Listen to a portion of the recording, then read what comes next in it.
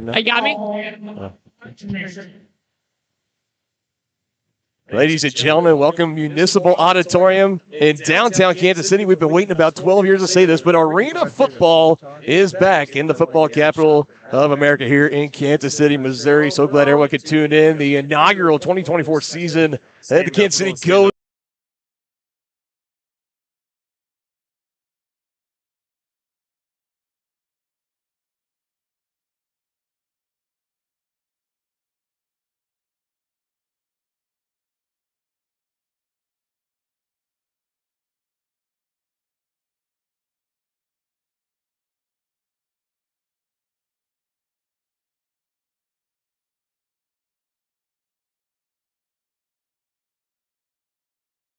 Both of these teams with very skilled quarterbacks and a lot of speed on each side. 6-on-6 action, 20-second play clocks. Should be a whole lot of football being crammed into this broadcast today, Dylan. Yeah, no huddling up during play either. They snap the ball. Once it's down, they line up and go. It's going to be exciting. Cannot wait for it. As we're meeting in the middle right now, our coin toss going to see who's going to be throwing off first and receiving the ball. And that's the other thing about this Arena League, Aaron, is that there is no kicking whatsoever. So it's always on fourth downs. You always got to go for it, or you can surrender the football. There's no PATs, no field goals, no punting, and no kickoffs, alluding to the throw-off that we're getting ready to see.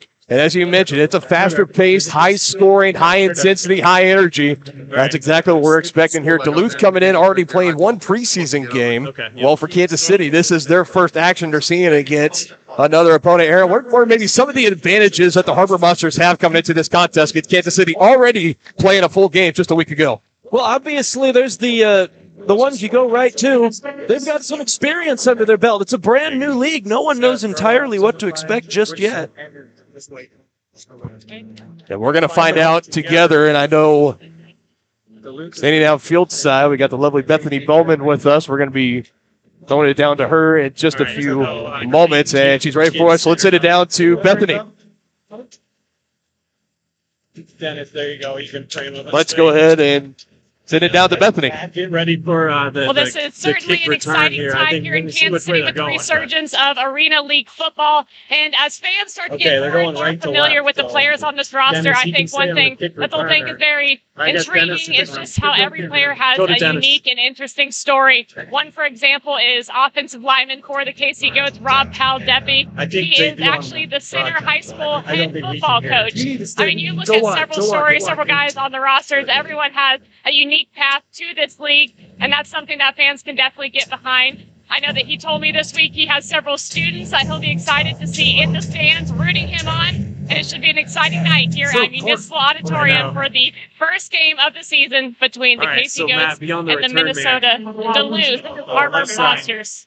Thank you, Bethany. As always, great to be here. So Duluth Harbor Monsters going to be receiving here first, so the Goats will throw it off. Ball is in the air. And arena football is officially back in Kansas City. A return attempt coming to the near side, spinning around, now tripped up around the ankles at the 15-yard line. That is where the Harbor Monsters will take over on the return for them. Number 14, Terrence Wenzel, another local talent up in Duluth, as both these teams have their fair share of talents locally and also abroad, too. We can't wait to introduce you to them as time goes along here. Again, this Duluth offense, high-powered offense. They put up 80-plus points in that preseason game last week against Up One Showcase. It was originally supposed to be a game against the Dallas Falcons, and ended up having to swap out opponents. Snap is back, and it's going to be a handoff. Big rumbling, tumbling, cut down right near the line of scrimmage. Good defense there for the Goats. And that's a big man they're going to have to deal with a lot today. Travis Whitlaw coming in 6'3", 270 pounds. Aaron, his experience and expertise, not in football, but in rugby.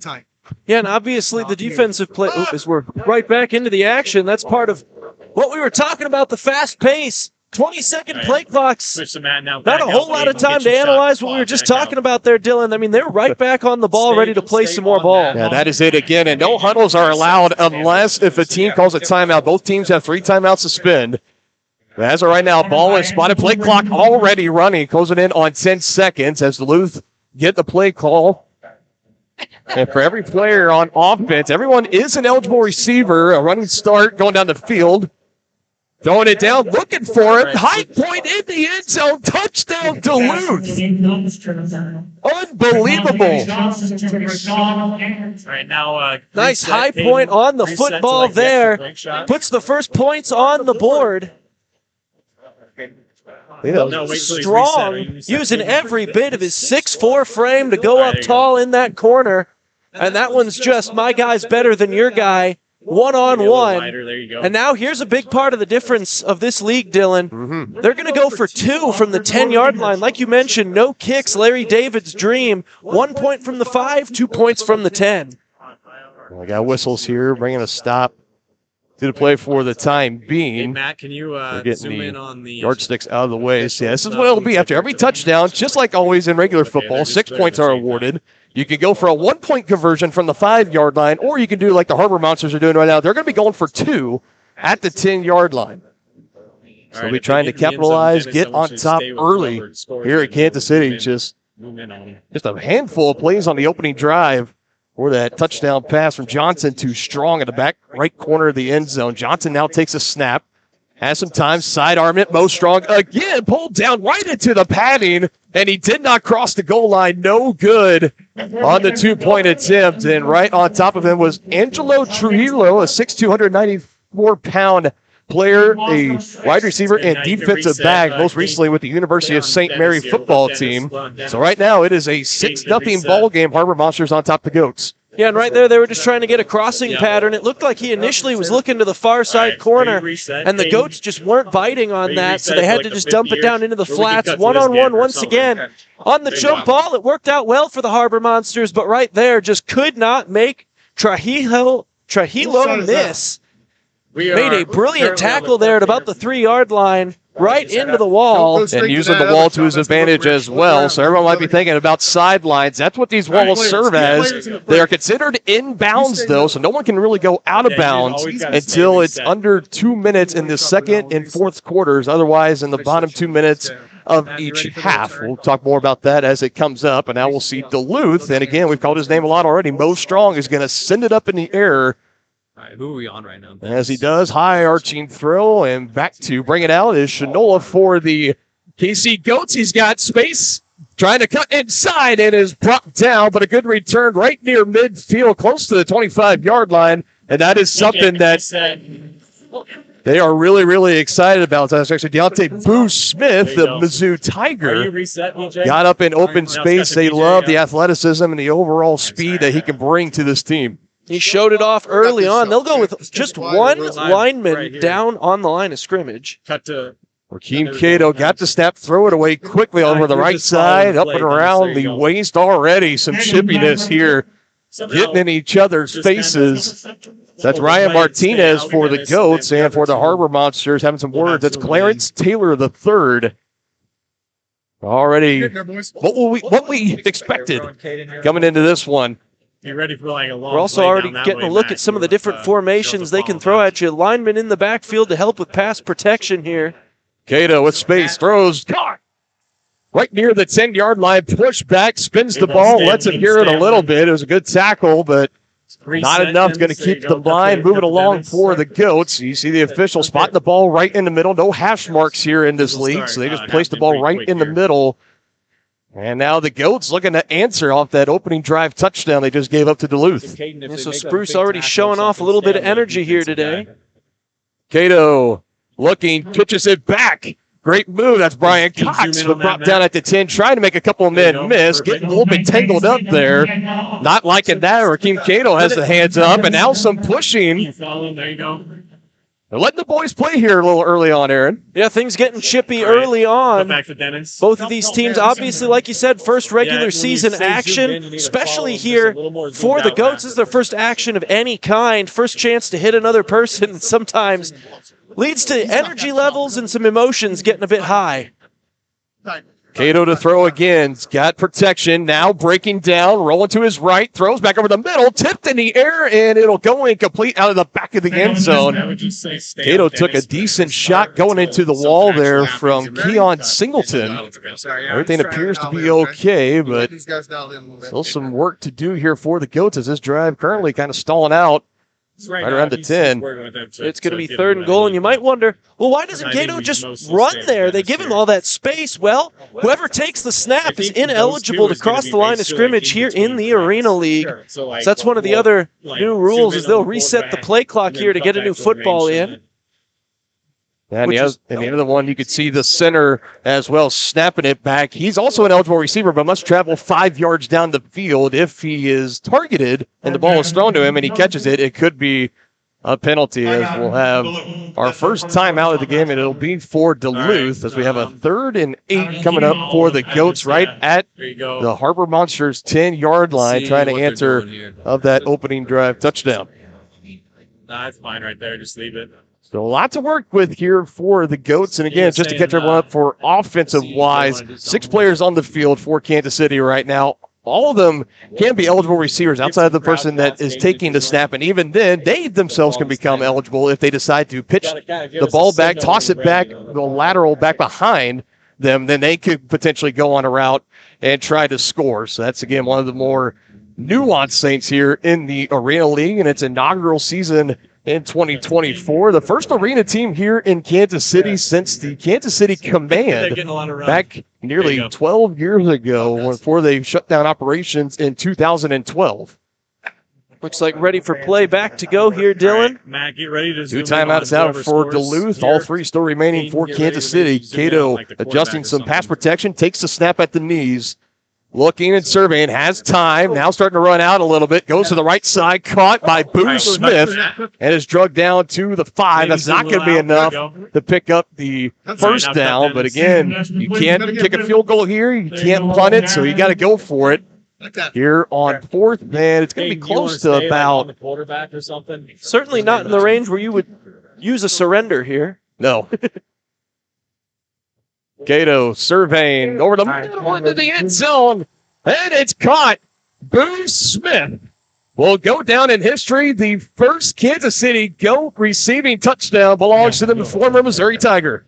And it just feels so fitting after the drive was set up with his excellent return that got him up near midfield. It was well blocked, by the way, as well, and now we'll see if they'll go for 1 or 2, but answering the Harbor Monsters opening drive with a touchdown of their own, and wouldn't you know it, after the score, a little bit more words shared between a wide receiver and a defensive back. I mean, just color me shocked, Dylan. Here. So 1-point conversion attempt here for the Goats. There you go. 2 down linemen blocking for Cato. Now throws end zone and got a little crossed up a little bit. Incomplete. Was trying to go back in the direction of Boo Smith, but could not make it work. So both teams scored touchdowns on their first possessions. Unsuccessful on conversion, so we sit here right now tied in a 6-6 ball game. Stay on that. So we'll go right back to yet another one of these throw-offs. Some things to be careful for as Kansas City's ready to throw this one off. The ball must land inside the 10-yard line, or it will come out to midfield automatically, which is a rough go of it if you can't get the throw-off just right. Obviously, though, when you're not having to kick it, you're able to throw it. A bit better aim going there. Fair catches eligible for the return man. And it's something, if you call for a fair catch, though, you better bring it in, because if you bobble it and it's recovered by the defense, regardless, you automatically have to take over at your own 5-yard line. Backs against the wall in the shadow of the end zone here in Municipal Auditorium. All right, hey, Matt, frame up on the returner there. So there you go. Seeing who's going to throw off here for the Goats. It looks like Angelo Trujillo is going to send it in the air. And he does, angling a little more to the near side of the field. And it's brought in by Wenzel. Up. The monkey flip. Little bit slow to get up. Don't blame him. And that got the people here in Municipal Arena on their feet. Yeah, absolutely waylaid down low. Well, Wenzel will head off the field right now. Again, thankfully, okay after kind of being turned up and under. Crazy kind of play here. Center Jacob Husnick putting the hand up, and he'll snap it back to Johnson. 2 in the backfield. Whitlock over to his left. Former rugby star. They fake it to him and pitch. Had a head full of steam wrapped up right around the shoulder pads, colliding into the wall. Spectators getting a good view of the action right there. Those floor seats are worth every penny, folks. They are. That was Derek Daniels Jr., who was never brought down. He just ran out of space, Dylan. You shouldn't have to. He is an absolute load to try to get on that turf. They just had to utilize the barricade there and that way we can always have pray, I guess. That was really all you could do. They have him on the rosters here for Daniels Jr. 5'11", 185 pounds. That might be doing him some injustice. He definitely looks a little bit bigger out there. Looked like potential across the line of scrimmage. They throw it, diving catch. Touchdown, Harbor Monsters. Nice grab on that one. Fans are going crazy because they thought that he was across the line of scrimmage. And now we have a penalty marker over here on the 15-yard line. And I think this one's going to be coming back. Yeah, they'll usually give you about a 1-yard grace period. What I believe they actually got here, Dylan, was the center, that flinch that he had when he thought that it was time to snap the football, but his quarterback called it off. He kind of took a step backwards. I was wondering if they were going to call it. They ended up letting the whole play go through. And, I mean, catch of the night already, and it's utterly wasted thanks to a missed snap.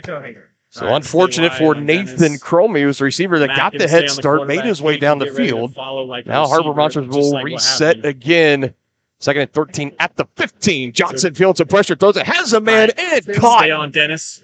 Now zoom in, Kate. Why not? Go back, Derek Daniels Jr. showing off the athleticism. Right. Yeah, you can stay on the defense. Brought down in a hurry, but the Goats decided to bring an extra man on the blitz there, and they paid for it. Just a little wheel route along the sideline near side, and he was just wide open. Daniels Jr., a Duluth native, was the second player signed to the Harbor Monsters after Javante Johnson, the quarterback. Takes the snap now. Gets out of it quickly. Again, looking for Daniels Jr., but it's bobbled and incomplete. Threw it a little bit too far in front of him, trying to make the one-hand snag. But tight defense from the Goats makes it fall to the turf.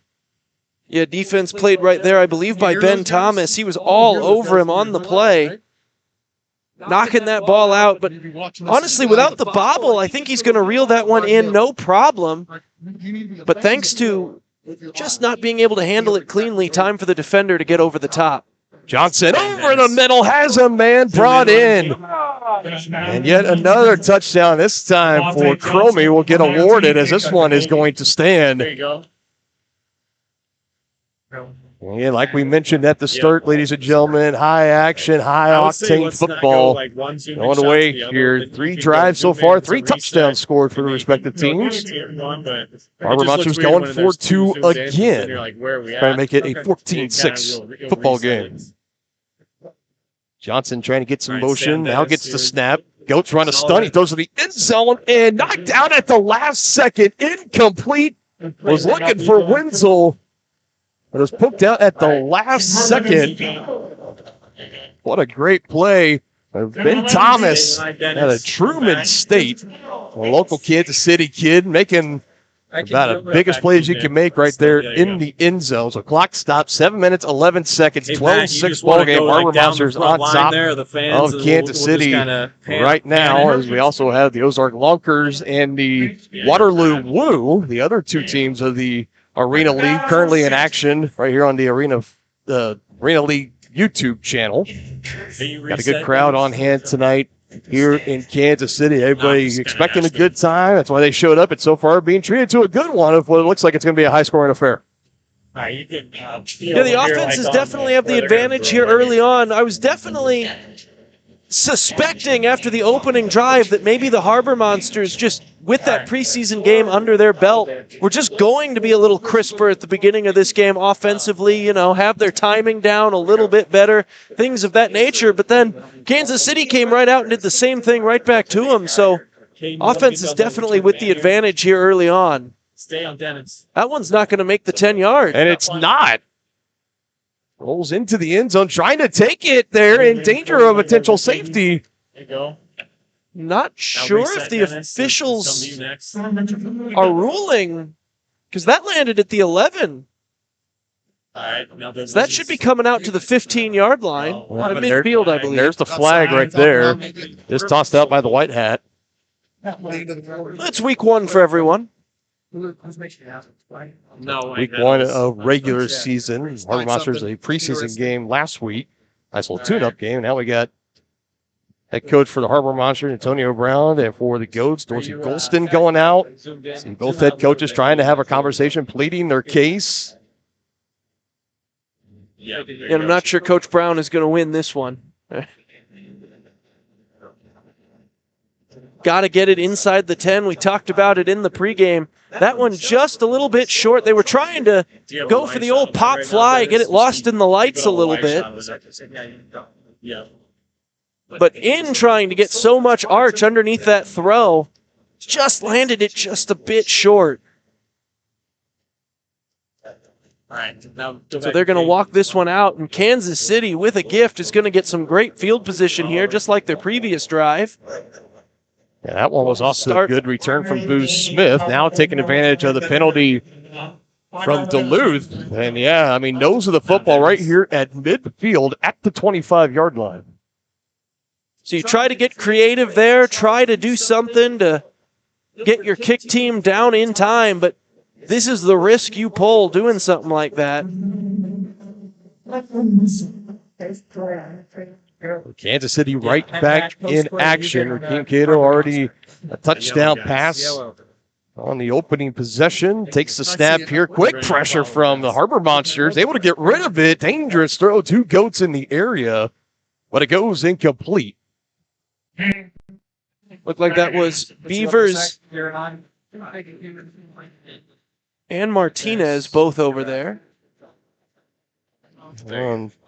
No easy task when you got Lavelle Spruce, number 7, coming off the edge. I mean, just running around a couple of Goats to blockers. That's fine. Pressure again. Cato throws tight coverage and a late shoulder check. Back-to-back incomplete passes. Looking for Malik Wilson, number 2, and he wanted a flag for potential holding or pass interference, but he's not going to get it. Now the Goats need to pick up some yardage here. 3rd down and 10. Yeah, I think he thought that his jersey got tugged from behind, and that might be Ryan Martinez out there. No call, though, on the field, so 3rd down. Booze Smith, the one in motion. Cato splits defenders, throws in and out of the hands. Right at the 15. Would have been enough to keep it alive, at least for a 1st down.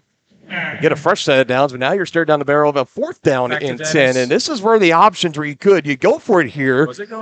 And if you don't pick it up, Duluth will just take over wherever the ball is spotted. If you wanted to surrender the ball, though, then they would put the ball back deeper in Harbor Monster territory. In essence, pretty much like a punt. But the Goats are going to go for it here. 4th down and 10. Down by 6, looking to answer. Have yet to have a possession, not in a touchdown in this game. Spruce again, making it hard for Cato. Throws and incomplete. 3 Harbor Monsters compared to 1 Booze Smith. And a big stop there for Duluth as they will take over again in prime real estate.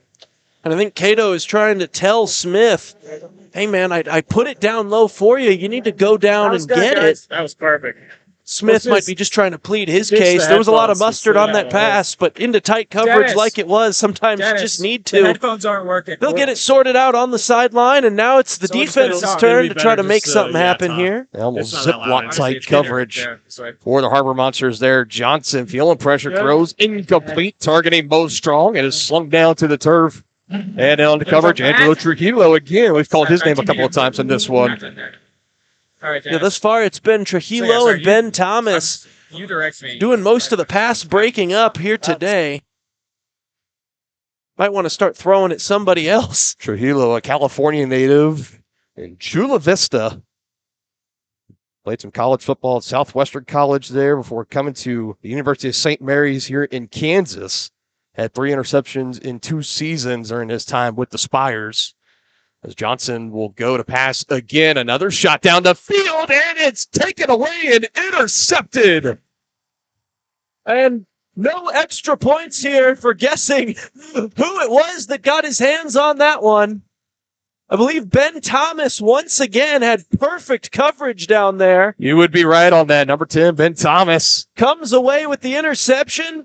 And so there you go. Just talked about it. The defense needed to come out here and make a play after their offense went 4 and out. And they did just that. Now the offense with a chance to make it right. Down by 6 here in the first quarter. During his time at Truman State, Thomas earning all-conference honors his junior and senior years. He snagged 11 career interceptions during his time there. And adding his very first year in Arena League history for Kansas City. And still some razzle-dazzle here, and coming from behind is Spruce, who gobbles him up in the end zone, and that is a safety. Some miscommunication there for Kansas City of what exactly they were trying to do. Not a lot of real estate to work, and Lavelle Spruce tracking him down. That's 2 more on the board for Duluth. I believe he thought it was going to be a double pass, but I don't believe that that's legal in this league, 2 forward passes. Might have thought that he had received a backward pass. I'm not sure, but either way, he was trying to stay behind the line of scrimmage so that he could throw a second pass. But, I mean, you just got to be aware of the situation like that. You're in the end zone. If your teammates aren't listening to you and getting open for you, I mean, you just got to run, man. You can't stay around in the end zone. If there's painted turf underneath you, you are in the danger zone. And that was something he had the capabilities to do because it was back to Cato, and he pitched it to him, so he was allowed to run, but obviously it was a double pass kind of effort. Fair catch called for there for Wenzel as he brings it in, and the Harbor Monster offense will go on the attack here. Up 14-6. So finally, those 2 points that we saw them try to collect in on their first 2 offensive possessions weren't able to collect. They get them through the safety, just like you draw it up, right? Just like you're supposed to. Well, there's many ways to get your due points, so I guess you do what you got to do, and obviously, when the other team is going to throw you a freebie like Kansas City did just there, I mean, you'll take it. And now a chance to really pile on here for Duluth with an 8-point lead and possession. A lot of football left to be played here, Ryan. But chance to really put some cushion in this lead. Johnson will sling it. Wenzel has a step, and he brings it in. Avoiding defenders. Touchdown, Harbor Monsters. 41 yards on one play, and it didn't take that long to put the cushion into that lead. Plenty of cushion on the coverage as well as once again, Kansas City bringing the blitz there, Dylan. Not able to cover it up on the back end, though, and that high-class speed of the Mesabi Range Community College grad in Terrence Wenzel burned them on there. 100-meter dash state champion in high school at 10.64 seconds. Just showed off the speed there. No head start needed either. And again, Duluth, third time potentially the charm, going for the 2-point conversion. Snap is back to Johnson. Goats bring more. A crossing pattern, but it's out of reach. And it goes incomplete. Looking for Daniels Jr. again. And that's what I believe Kansas City's been trying to do this whole time with those blitzes. Once again, leaving a guy that the opportunity was there. If the ball had been spot on, he had gained separation on the back end, but because of the blitz and the pressure, able to just mess up the timing of the throw just enough. The ball ends up just a couple feet outside of his reach. Our roster still in front country right now, 20-6. We're going to see this Kansas City Goats offense back on the field again, and Rakeem Cato, the signal caller. Let's get to know a little bit more about him. Bethany.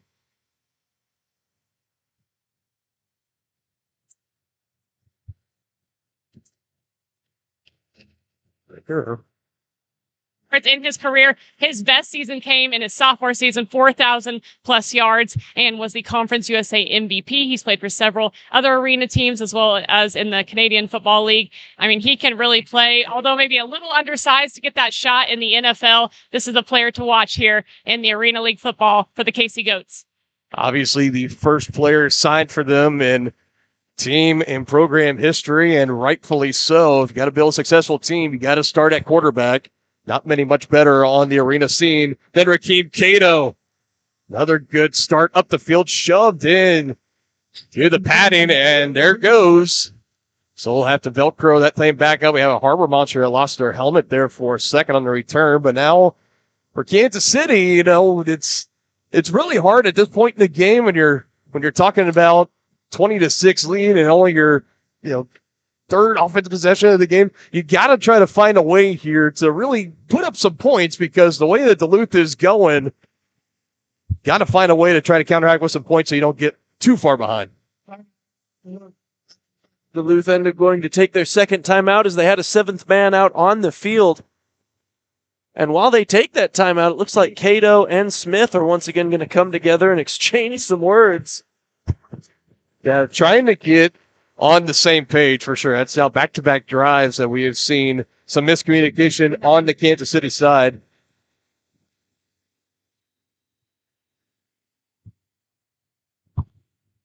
So right back at it, Cato over the middle, big body presence of Brian Cox. Taking a couple of guys with them, cross midfield. Easy buckets for him getting across midfield, and now he'll snap it back as the Goats are looking to go fast and furious here. Right side, caught. Going right into the grill of some of the fans down there. Heavy shoving, and here we go. Yeah, obviously, I think Cox was well past the point of already down. And for whatever reason, Duluth decided to come over and add a little extra. And, I mean, not just making sure he was against the wall either. I mean, those were wind up, take a hit on a guy type of shots. So flags come out here. Had Boo Smith in the area for Kansas City, who also had Clarence Taylor III in the area for Duluth. Still some jawing back and forth as Cato is giving his 2 cents to Clarence Taylor. We'll see how the officials are going to sort this out here, but like you said, definitely some unsportsmanlike conduct, some late hitting, late contact, pushing and shoving.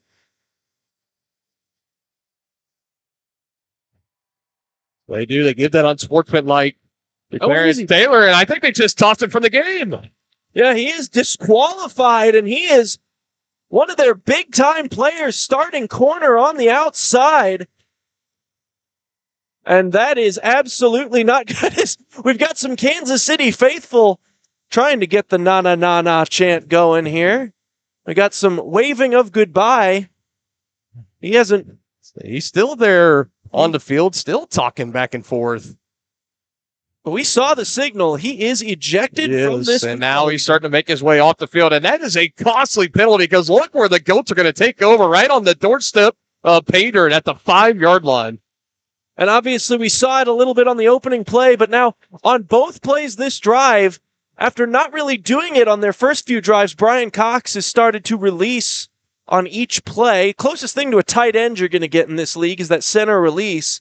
I guess figuring they had a matchup advantage there and only needed one blocker for Cato because of his elusiveness. They're trying to use that big body for Brian Cox, 6'3", 238 pounds out of Mid-America Nazarene.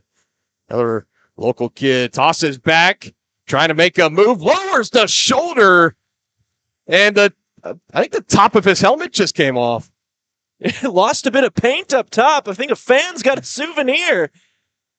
You know, some fans come to these hoping to maybe snag a football or something, but how about like the top panel of a football helmet? You can take that home with you. It's just, you can tell it was just covering up down there, and now it's coming to the officials' attention. I think the fan that caught it is trying to let him know, hey, I've got it. Yeah, and here it comes. Yeah, you see it. They just tossed it right back to him. Huge collision that ended up into the boards there, puts him out at about the 1.5-yard line. It was Correll Hill. As he makes his way, he's going to have a quick little meeting with the equipment managers trying to get that fixed. Meanwhile, Goats trying to look for their second touchdown of the game. Cato rolling out, looking, just right into the chest. Touchdown, Kansas City. And there he is once again. Boo Smith out of Mizzou. You can hear faintly some boos going out here, and not the bad kind, the good kind for Boo Smith. That's going to get Kansas City right back in this thing. And hey, I recognize that song. I'm a Napervillian. I used to go to the Blackhawk games. We got a little Chelsea Dagger playing throughout Municipal Auditorium here. And now, 2-point conversion, try to get back within 6. That's Smith and Beavers here to the near side. Over the other way is Martinez as Cato is looking to pass. One-on-one work. Cox on Spruce. Back in the end zone. Tried for the one-handed snag. running out of real estate in the back of the end zone. Would have been an SC top 10 worthy grab if he was able to bring it in, but just out of reach for Martinez. But a big touchdown for the Goats. At least brings it back to a one-possession game, 20-12 on to Harbor Monsters, as Kansas City now 55.6 seconds still left to go in this opening quarter. And already a lot of action. Aaron, just real quick, your key takeaways and your thoughts. Yeah, obviously, as you mentioned, the fast-paced has been on display. I mean, we're only in the first quarter. We already got 32 points up on the board, and we still got another minute left to go. I think a big part of it has been that fast start that we saw from the Harbor Monsters. That preseason game was huge for just how crisp and how on time they are. Their quarterback and receivers, Kansas City came out here trying to disrupt them, bring the blitzes, and it just hasn't really been that effective to this point.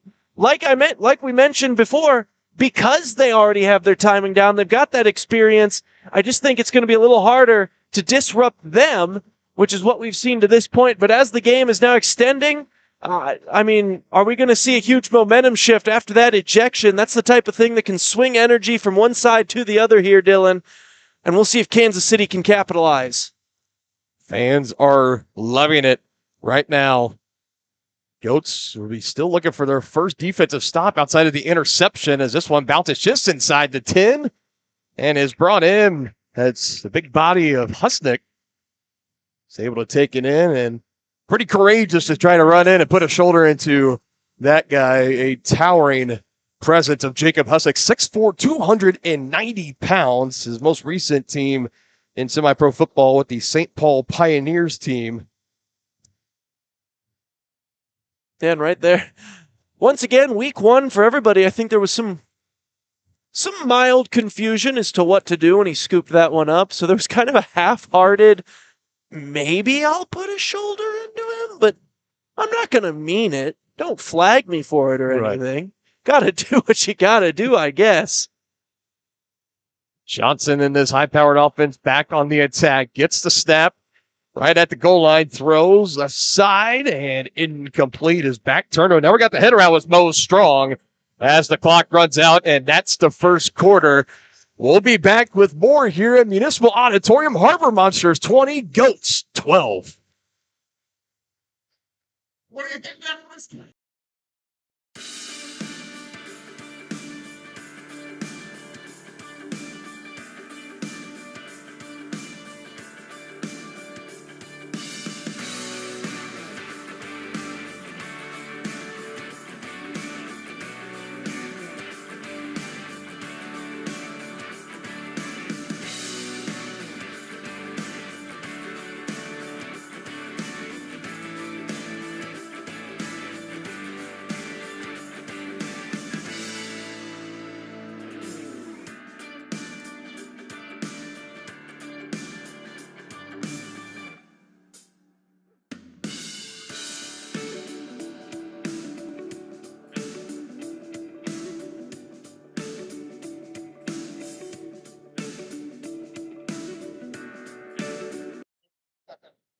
Back here, second quarter action, Municipal Auditorium in downtown Kansas City, Missouri. Dylan Funk here with you alongside Aaron Feely, my color partner.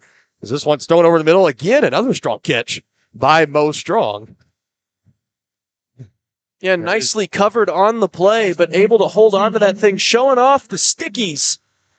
So, Bethany, you've got a good look at what it's been like down at the sideline so far. Just tell us about what the action that you've been seeing. While Tom Brady was at the center of the deflation scandal in the NFL, there's not a lot of rules here for the ball in the Arena League football. So we've got the home team on the ball. You can have the home team on the football that they play with out there. And then, of course, we've got the signature from Tim Brown, the commissioner of the league here. But big KC Goats, as well as the local radio station, Sports Radio 810 WHB, on these balls here tonight.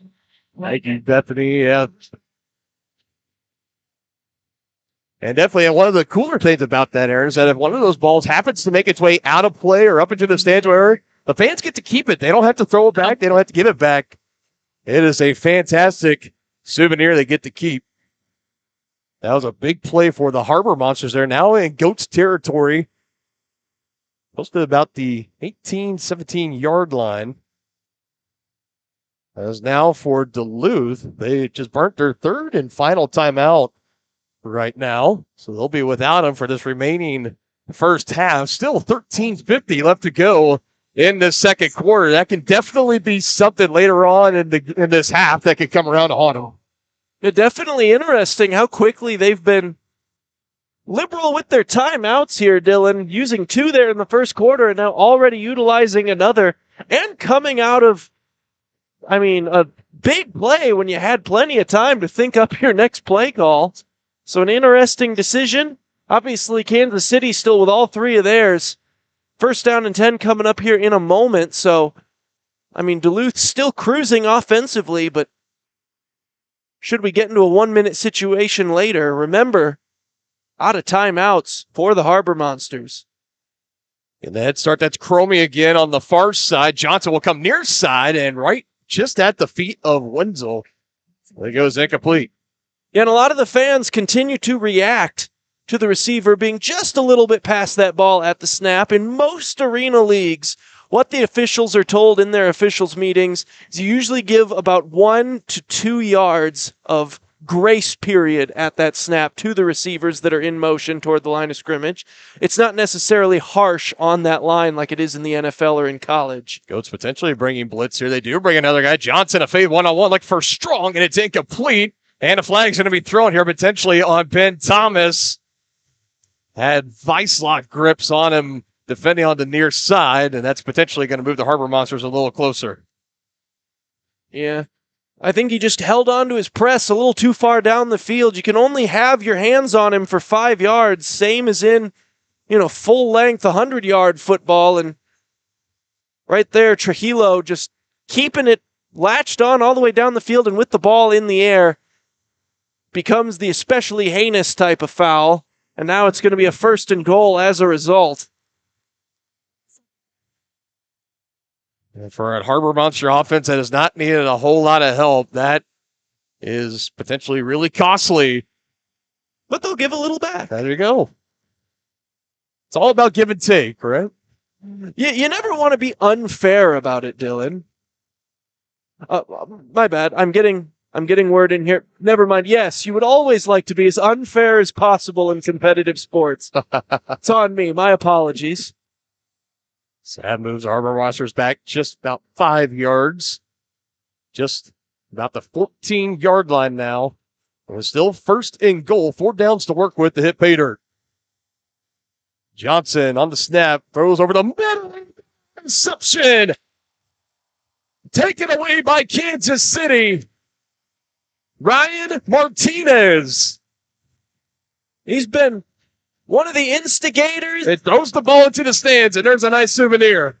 That's what we were talking about earlier. The balls that end up out of play stay out of play. They're souvenirs for the fans. One of the incentives to come on down here and see these games live, and especially these nice floor seats that they have available for fans. You get right up close to the action. You can come away with the top of a helmet sometimes, Dylan. So I am told. That one they asked back, though, so do want to clarify on that. But for Martinez, big for the local kid, went to Lee Summon North High School and gets his first interception as a Kansas City Goat. That was just beautiful press coverage, too, by the way. So between him, Roman out there, and you also got Ben Thomas. Got a good secondary for Kansas City as Cato goes back to work, hits his receiver right in front of us, just past midfield, is wrapped up and pushed into the wall. Still some talking back and forth. That one looked a little bit more courteous as he hit French Shinola there for Kansas City. Love the goat scream going out over the PA system here for first downs. That's beautiful. Nice pass protection on that last play and a good job by Cato to buy himself some time as well. Beavers with the head start. They go to Cox right over the middle, snap the ball back, went to 5 yards, and fighting for the extra yardage.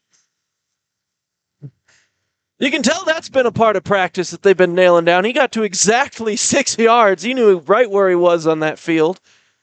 And they hit him beautifully right out of his turn. Nice timing on that play. Love his length and versatility, a traditional tight end in college and high school. Good move here. Gets him inside the 10.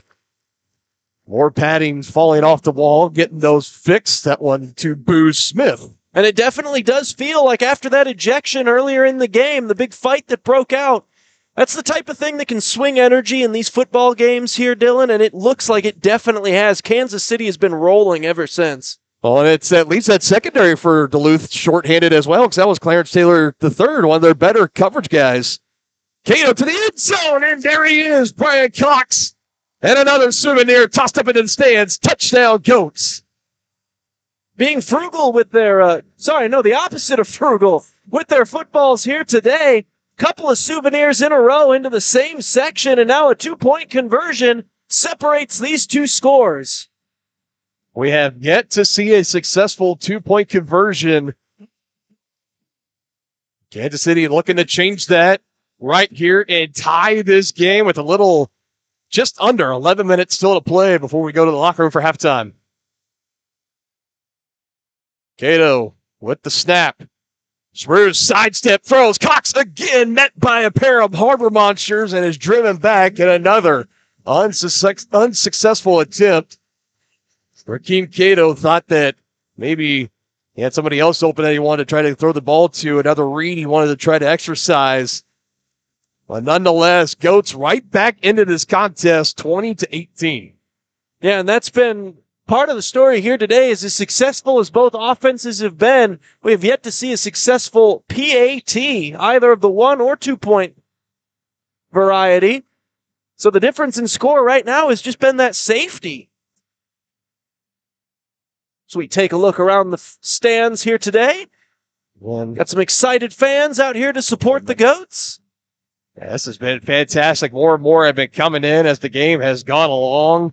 Been a lot of hype and a lot of energy surrounding this team. A lot of folks excited to have arena football back in Kansas City for the first time in 12 years. And gladly able to host them here at Municipal Auditorium. Beautiful facility here. So now we'll see another throw off here. Again, that's Daniels Jr. back to receive for Duluth. And a ball put up in the air. This one will get inside the 10. Bounces just right in front of the 5. And it's taken in. So the ball's just going to be spotted right where that was brought in. Good job hustling down the field, right? Just a couple yards in front of the goal line. Larry Beavers. So that'll come out to the 5 as per the rules. I did also appreciate, once again, a couple of Goats with their hands in the air, signaling touchdown. You know what? You ask nice enough and just see what the refs will let you get away with. It's a learning experience. Everyone adjusting. Again, this is not obviously not your traditional football rules, and even still not your traditional arena football rules as well, as we have more movement here and another false start for Duluth. So they definitely started off as the more crisp of the two teams. Once again, you can credit that to their preseason warm-up game a week ago. But things are definitely starting to shift into Kansas City's favor the longer it goes along. Johnson trying to get someone for Kansas City to jump. He doesn't. Bring pressure over the middle. Great catch. It's intercepted. Another one for Ryan Martinez. Back-to-back series. Number 7 comes away with an INT. And another souvenir for Section 117. That one had me fooled for about a split second. I had thought that Johnson might have been able to fit it in there to the receiver, but instead Martinez comes out with it, holds it up, and says, look what I came down with. And grants another spectator with a souvenir. And now all of a sudden with the score here, Kansas City, momentum on their side, a chance to take the lead for the first time in this contest. Call it about the 6-yard line. Back to Cato. Rolling out to the right. Spurs on him. Now trying to evade the rush. Facing more. Back to midfield. And he throws it away. Incomplete. Trying to avoid the sack. Hey, finally a souvenir for some other section, though. So 113 finally gets one. I'm just waiting for one to come our way at this point. You're just trying to show off that you've been working on your hands in the off season, aren't you? I have a lineman my whole life in football. I just want a chance. Come on. No one will believe me unless I get my chance. Nice souvenir for that young lad. 2nd and goal from the 6. Cato trying to send a man in motion. Here he comes. And I don't think they got the ball back. Yeah, it was supposed to be Boo Smith in motion, just could not see or hear his signal or didn't know it was supposed to be him. So set him back 5 yards. And on a 20-second play clock, too, a delay of trying to get Boo Smith in motion. So that's something, again, maybe a little bit expected. First real-time game for Kansas City. We've seen them have miscommunications on offense, and another one there cost them 5 yards. 2nd and goal from the 11. They're going to have to hustle here. Just getting off, fake the toss underneath. Cato to the end zone. 50-50 ball. Martinez. And intercepted by Duluth. Yeah, that was one that I don't think Cato probably should have thrown. They pump faked a screen and tried to get Smith from the opposite end going across the back line, but Duluth had everyone playing back. I mean, honestly, you probably had a better play going just actually throwing that screen and just getting your 5 to 6 yards, whatever you would be able to get after the catch there, because nobody came up to bite on the pump fake short. And that was Kyer Bynum that came down with it, linebacker in coverage there. And also for the Monsters, their 4th interception in their last 6 defensive stands. Now this one is tipped. Looking Daniels Jr., nice little snag there. Hand the ball off to a kid. Well done, sir. Do have a flag on the play, so we'll see what the call is here. Clock stopped 8 minutes, 22 seconds. It was thrown very early as well. I think maybe on the snap. We see him talking with the Harbor Monsters right now, maybe trying to see what they want to do. 7 men on the field defense. That's an illegal substitution for Kansas City. So the nice defensive play is null and void. Still first down. Johnson with the snap right at the goal line. Throws it incomplete, looking for Strong. Trying to ask for a flag, but he's not going to get it. And that's Trujillo again in coverage, Aaron. Yeah, Trujillo and several DBs on this field have just been excellent here today for Kansas City. Offense has started off hot on both ends, but the Kansas City defense has definitely been the story here this second quarter. Great secondary play for the Goats thus far. See that Harbor Monster sideline trying to thump on the padding, trying to get some kind of chant going, not going over too kindly with the vast majority of Goats fans here in this arena right now. So we'll resume action. 2nd and 5, giving off the freebie of the illegal substitution for the Goats. Man in motion. They tossed it underneath, right on top of it. That's Wenzel. Was able to slip away from the first defender, but still minimum gain. I believe that was Marcus Zawifel. They call him Mojo. And he sniffed that one out, was the first one initially there to make the contact and slow down Wenzel. And now a big 3rd down and 4 here. Got to give Wenzel credit for escaping the first tackle, but just gave the Goats defense too much time to rally. Johnson eluding the pressure, throws it 1-on-1, diving, but cannot bring it in. Incomplete. Was looking down the field for Cromie again. We've seen him connect a few times on the deep ball. But I think you're okay with that. On 3rd and 4, why not take the deep shot? Because you still have 4th down to work with here. Still pretty deep in your own territory, and it looks like Duluth, they're going to be going for it. Yeah, from their own 10, it's definitely gutsy. You could surrender it and send it all the way over to the Kansas City 15, but they're going to give it a go from well inside their own red zone. Cromie in motion again. Curl pattern, and they find him as he spills past the 20-yard line. It's just way too much cushion there on the far side. Basically playing the safety position there was Martinez, and he just rolls over to cover like a corner. Harbor Monsters clearly noticing that. called up the curl route to get their first down, and now, with a 2-point lead already, a chance to try to add on to it. Johnson the snap, stunt by the Goats. Throw down the field, Mo Strong again, but it goes out of play, incomplete. It's one of the ones that you'll definitely rule in the area of uncatchable. Because that one didn't even have a shot. It went out of play against spectators all along that wall.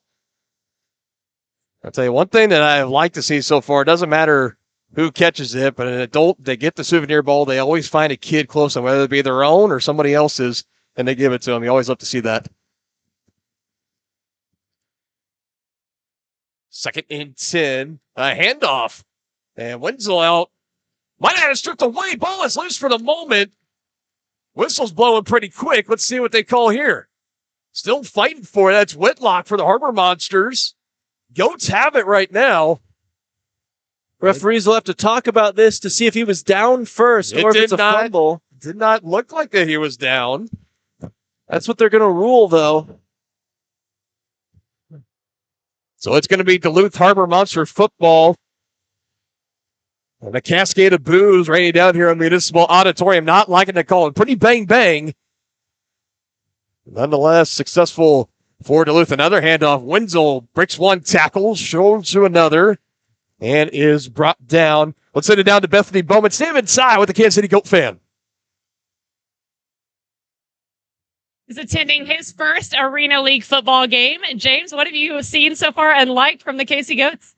It is my first game, actually. Down here representing the Goat Brewing Company in Lee Summit, and I didn't know what to expect, but believe it or not, what an experience. To be so close to the action and to have the guys right up in front of your face and hear all the sights and sounds so close on such a small, intimate field, man, it's crazy. I didn't expect to have as much fun as I'm having, and it's absolutely awesome. You and your crew are up against the barrier here. Have you had any players or balls come your way? Oh, absolutely. People crashing into the walls. I mean, you got to really be paying attention because the action is really up in your face. So, James, thanks so much for coming out. Yeah, thanks. Thank you, James. Thank you, Bethany. Glad you could be here with us today, James, enjoying the action. Another scoring chance potentially here for the Harbor Monsters. That's a good, nice little scamper from Daniel Jr. And now we have another flag up in the air, and it's going to be a delay game. All right, we've seen the Goats called for that once, trying to hurry up with that 20-second play clock, and now we've seen it for the first time here for Duluth. Duluth got caught up listening to that excellent interview. They weren't paying attention to the play clock. They'll take a quick trip 5 yards back. Starting to see the incorporation of the Arena League's version of the run game, starting to use that motion man to take those handoffs. Very creative use of the motion. But I think Kansas City was starting to find a way to snuff that out, so back to more traditional stuff here. 3 men on the rush for Kansas City. Forces Johnson to throw, and just a little bit too low for Mo Strong, and it goes incomplete. And that time, the pressure paying off for the Goats. They forced Johnson to get rid of that ball early. It falls incomplete right at the goal line. It's in it for Mo Strong.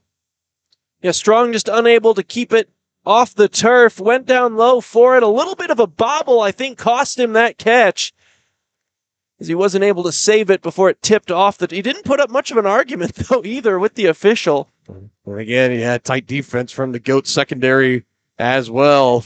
Already seen him snag 3 interceptions in this game, 2 from Martinez. Johnson, that one again, just out of reach.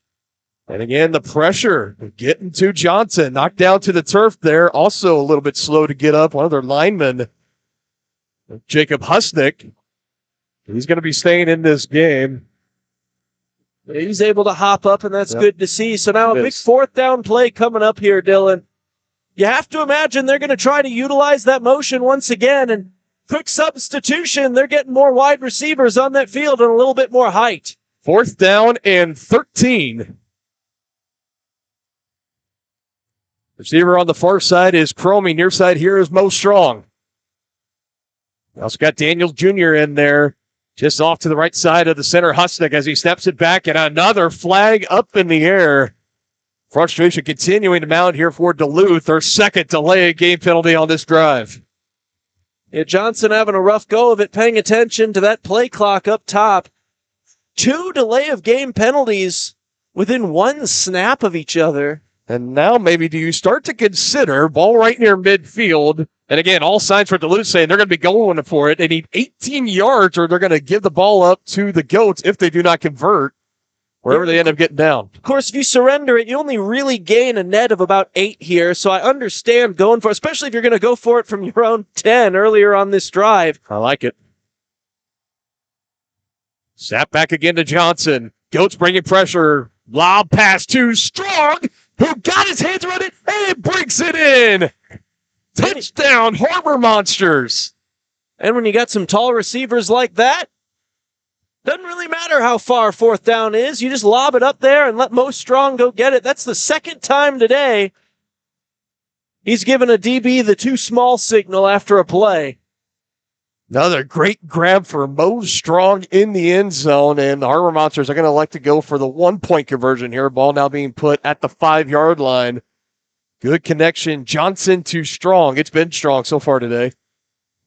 Yeah, obviously 1-point conversion here will make it a 2-possession game with just 1:18 left in the half. I like this decision.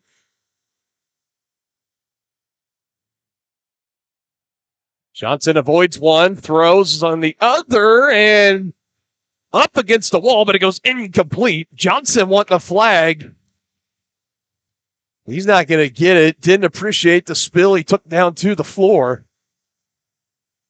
So he had a couple of Goats breathing right down his shoulder pads, one of them being Larry Beavers. Getting active in there. Still waiting for our first successful conversion of this game, but right now, Duluth 26, Kansas City 18, 1:18 to go. So this potentially could be the final possession before halftime, and still a 1-possession game for the Goats, Aaron. I think you got to be thinking about what you're wanting to draw up here. Now we're under 2 minutes, so now we're going to see the more traditional rule. So the clock is going to stop on incomplete passes. You're going to be able to spike the ball if you need to, if you're Rakeem Cato in this offense. And a little bit more advantages to you as you try to milk out this final drive and potentially go into halftime tied up. Yeah, and obviously Bill Belichick kind of perfected the art of the get points right before the half and then receive to start the second half and double dip a little bit. Kansas City with a chance to do it. I mean, they got a chance to go into the half still tied if they can score and get the very first 2-point conversion of this game.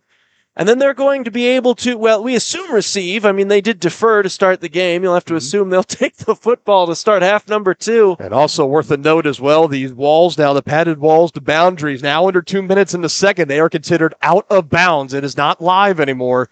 It's considered out of bounds as Booth Smith can't make a man miss. What a strong tackle. Hello, Henry Pidgey able to get down there for Duluth. 5'11", 190-pound defensive back out of Citrus College from Long Beach, California. And the Tiger tried to put him in the spin cycle. He wasn't having any of it.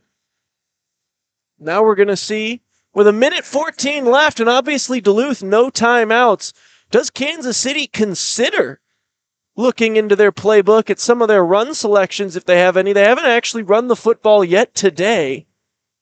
Oh, and it's bobbled. Whistles blow it dead, though. Premature snap, but evidently it never happened.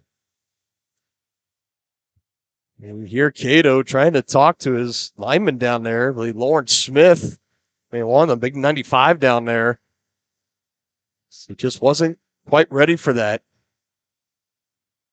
And again, that's been the bigger story here for me, Aaron, is how if Kansas City, they go into halftime and they come out, how are they going to be able to adjust this bits of miscommunication that we've seen for them earlier in this game as Cato will let it fly, trying to make over a shoulder catch.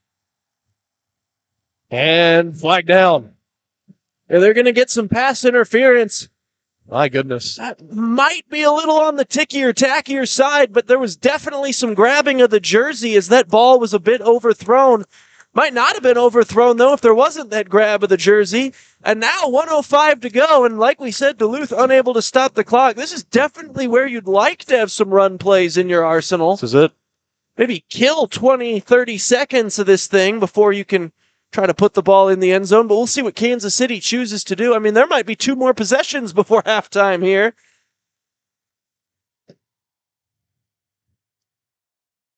First and goal at the 6. Just a little over a minute to go till halftime. Cato surveying, throws for the end zone, right through the hands and right through the tunnel. So it goes incomplete, right through the red gloves. So I believe that's Prince Shinola. They tried to connect with, couldn't do it. Yeah, the ball's going to head to halftime, get itself some water, some oranges. A little bit early, I guess. Goats still have to come out here, though, and play the next 58 seconds. Well, that was Beavers. He still was talking with Cato there, maybe trying to make an adjustment. As he's scrambling, throws. Brian Cox goes up with it and brings it in. Section 16 loaded up on the souvenirs tonight. Another touchdown for Kansas City and a chance to tie here. 52.9 to play in the first half. Yeah, and Kansas City will have to be the first team to convert a PAT if they are going to get us back to tied. Nicely done there by Brian Cox. And Cato had his options. Once again, Shinola was open along the back line. He decided to throw it up high to Cox instead. Definitely being one of his favorite targets so far is Cox to Cato. Another throw on a beeline and brought in, and we are tied. Letting the Duluth sideline know about it, too, there. It's Ryan Martinez that shook loose, able to bring that one in, letting them hear it, still talking here. I'm not entirely sure that Gant wants to get into a 2-on-1 with two guys that are both over 6 foot.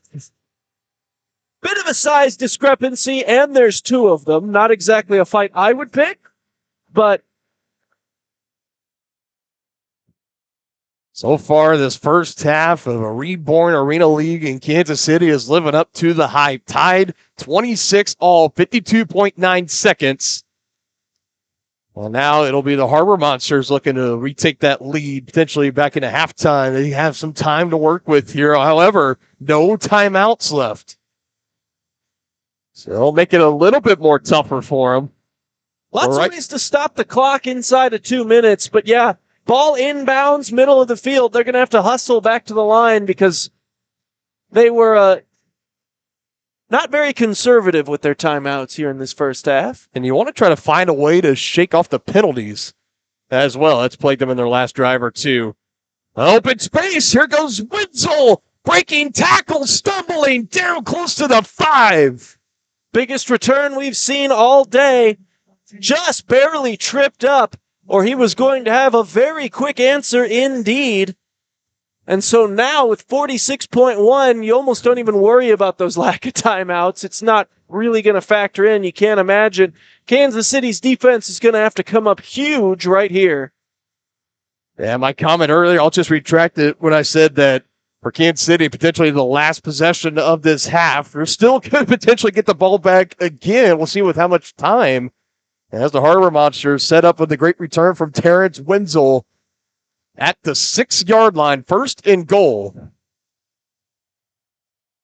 A little heavy package, more players up there to defend as they pitch it. Daniels Jr. and gets swallowed up. Got that turf coming undone a little bit there.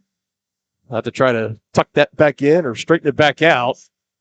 The clock continuing to run here again. 15 seconds on the play clock, under 30 seconds on the game clock.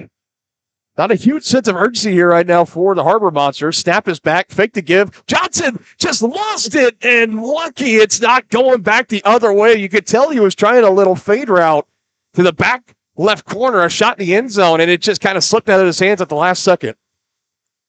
Yeah, that one absolutely just slipped right out of his hands. That could have been disastrous. Marcus Swivel.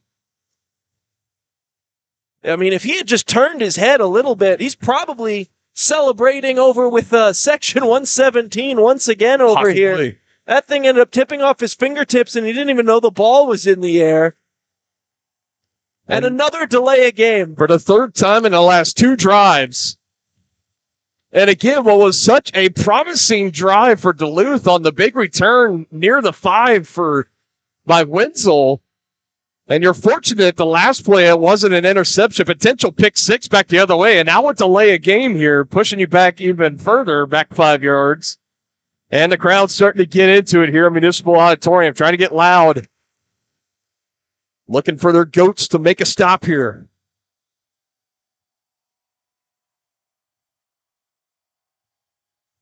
Johnson will throw, looking for strong, and again, good defense by Kansas City. It goes incomplete. And it is just like a chess match watching those two go at it. Mo Strong for Duluth and Angelo Trujillo again for Kansas City. Yeah, obviously he's had a couple of lost moments here today for some touchdowns. That's what they're trying to bank on. And honestly, though, based on where he was, where that throw led him, lucky that ball ended up incomplete, not caught with the clock still running.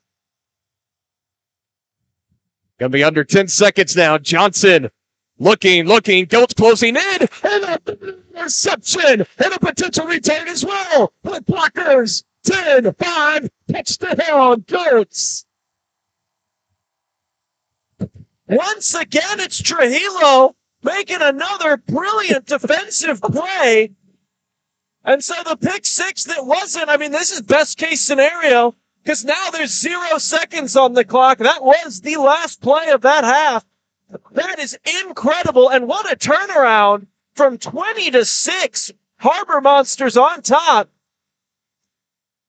Absolutely incredible. A 24-6 run that Kansas City is on. How about this? 4 interceptions in this half alone so far for Kansas City as well. That one again snagged by Trujillo and the pick six.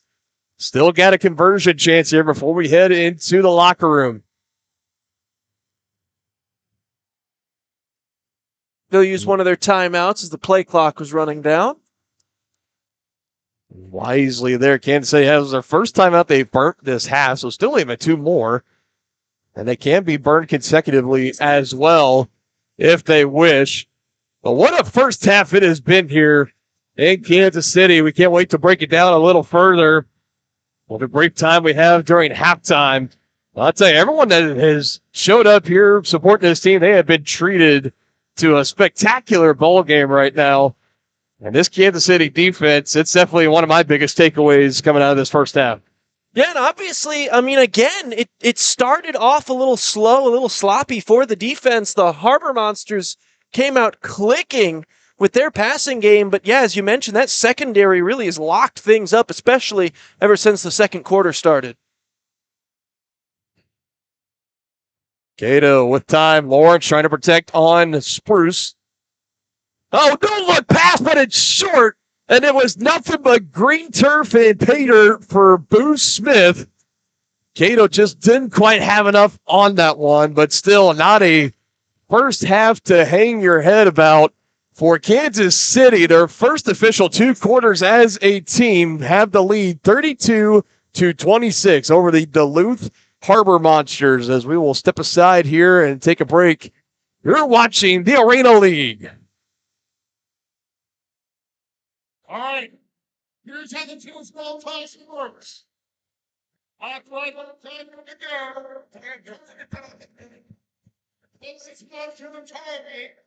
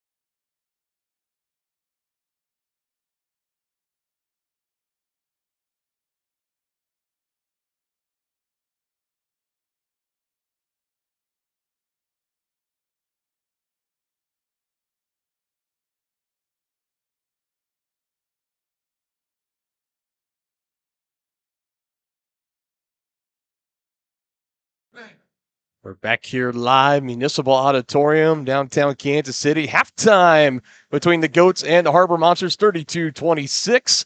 And Dylan Funk alongside Aaron Feely. Aaron, it was a good start for the Harbor Monsters to that first half, but it was a sluggish into it that maybe having them a little bit frustrated going into the halftime locker room. Well, we thought that could have been one of the problems for Kansas City coming into today. The Harbor Monsters getting that warm-up game in, having a preseason game last week that the Goats did not have under their belt, and it showed early on. The Harbor Monsters came out fast-paced on offense. Their timing was down. They looked crisp. They were hitting everything. Went out to that 20-6 lead. Things were not looking good. And then the momentum swing happened, Dylan. The big fight that broke out ended up causing an ejection. Harbor Monsters currently down one of their starting corners for the remainder of this game after he got disqualified for throwing a punch. And ever since that point, it's been a 26-6 run for the Goats. They have been absolutely dominating.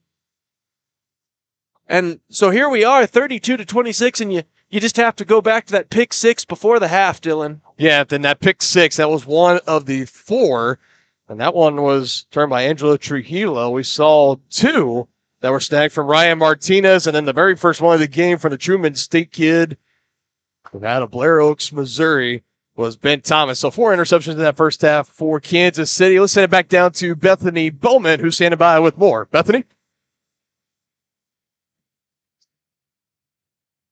Likes for their team to relinquish a lead like that in the last seconds. Tried to get a comment from Coach O'Neill. He said he did not have one. Obviously frustrated as his team heads into the locker room. We'll catch up here with the KC Goats soon, who have to be feeling the momentum there, getting some action right at the end of the half. And I know they'll try and ride that into the second half. So we'll catch up with Coach here in a minute. And again, Harbor Monsters head coach Antonio O'Neill, clearly not happy with this team. I'm sure that locker room is not the most fun right now.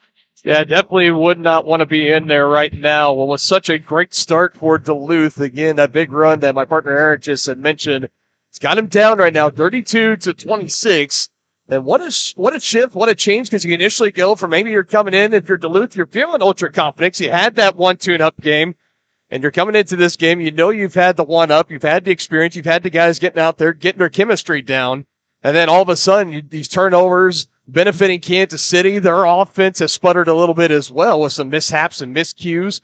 We've seen them get it together, though, but again, it's been this GOAT secondary. 4 interceptions in the first half, and they'll be looking to add on to more of that coming up later on in the second half. Again, arena football back here in Kansas City. A good crowd on hand. The inaugural start of the 2024 season. And Kansas City is just one of the 4 teams involved in this new league, as the Ozark Lunkers, these Duluth Harbor Monsters, and the Waterloo Woo, as they also plan to expand to 2 more teams, the locations to be determined in the Arena League. So this is something, again, the commissioner, Tim Brown, the Heisman Trophy winner, NFL Hall of Famer, the commissioner of this league, and this is something they had an emphasis on. They're wanting new teams, new rules, and trying to bring a new energy and trying to get this league to do what very few have been able to do as far as arena football, Aaron, and really try to find that longevity, and they believe they've found it within these 4 towns and many more to potentially come.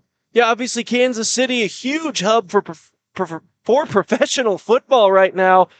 Kansas City Chiefs obviously having a dynasty run of their own, which also makes you wonder if Tim Brown comes out here, do you think the Kansas City faithful would cheer or boo him? I mean, he did bring arena football back to Kansas City for the first time in 12 years. Yes, he did. You mentioned in the pregame show, but I mean, at the same time, he was also a Raider, so. Yeah, but you can also counter that out, though, on the ownership group. You got the COO of Gates Barbecue and George Gates, Stephen St. John of the Border Patrol at Sports Radio 810 WHB, and, of course, Chiefs great Christian Okoye. So you got that to balance it out a little bit. I think you have to show both of them on screen at once, though. Maybe that's how you balance it out. Great first half there, Dylan. High octane action, lots of speed, as we mentioned, and of course, play of the game thus far has to be from Trujillo. That defensive play at the end, snapped with 2 seconds left to go. He picks it off at the goal line with no time left, and he goes 50 full yards for the touchdown, and that's the difference right now. And the Goats will also get the ball to start the second half. Yep, can't wait to break down more of that. We'll step aside again. More from Municipal Arena, downtown Kansas City after this.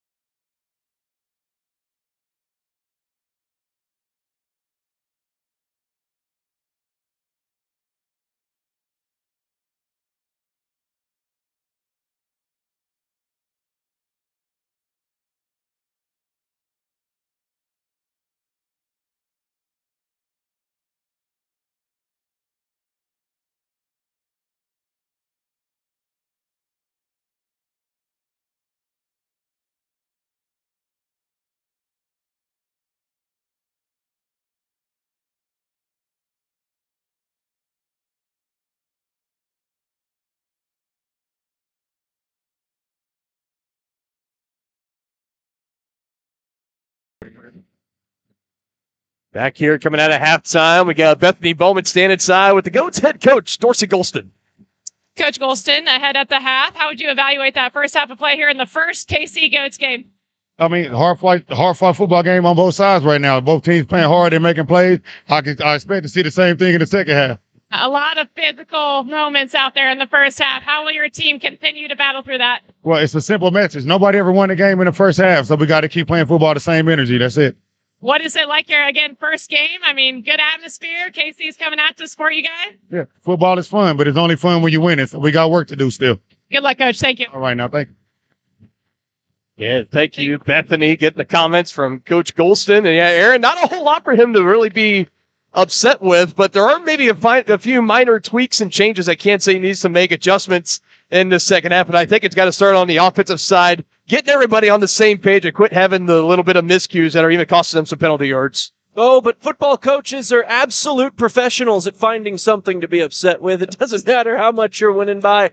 Right now, too, the lead only 6 points. There is a lot of football left to be played. This isn't exactly something you can squat on, but yeah, as we mentioned, it's not necessarily that their lead is so monumentous. It's that it seems like the momentum is just totally on their side heading into this second half. Might even be a case where it's one of those where you kind of didn't want halftime to happen if you're a Kansas City Goats fan. You're like, no, just keep playing, keep it going. So we'll see how they come out, where the energy lies with both of these squads. Just a 6-point game here, Dylan. And we'll see if Kansas City still got that energy going, and especially on defense.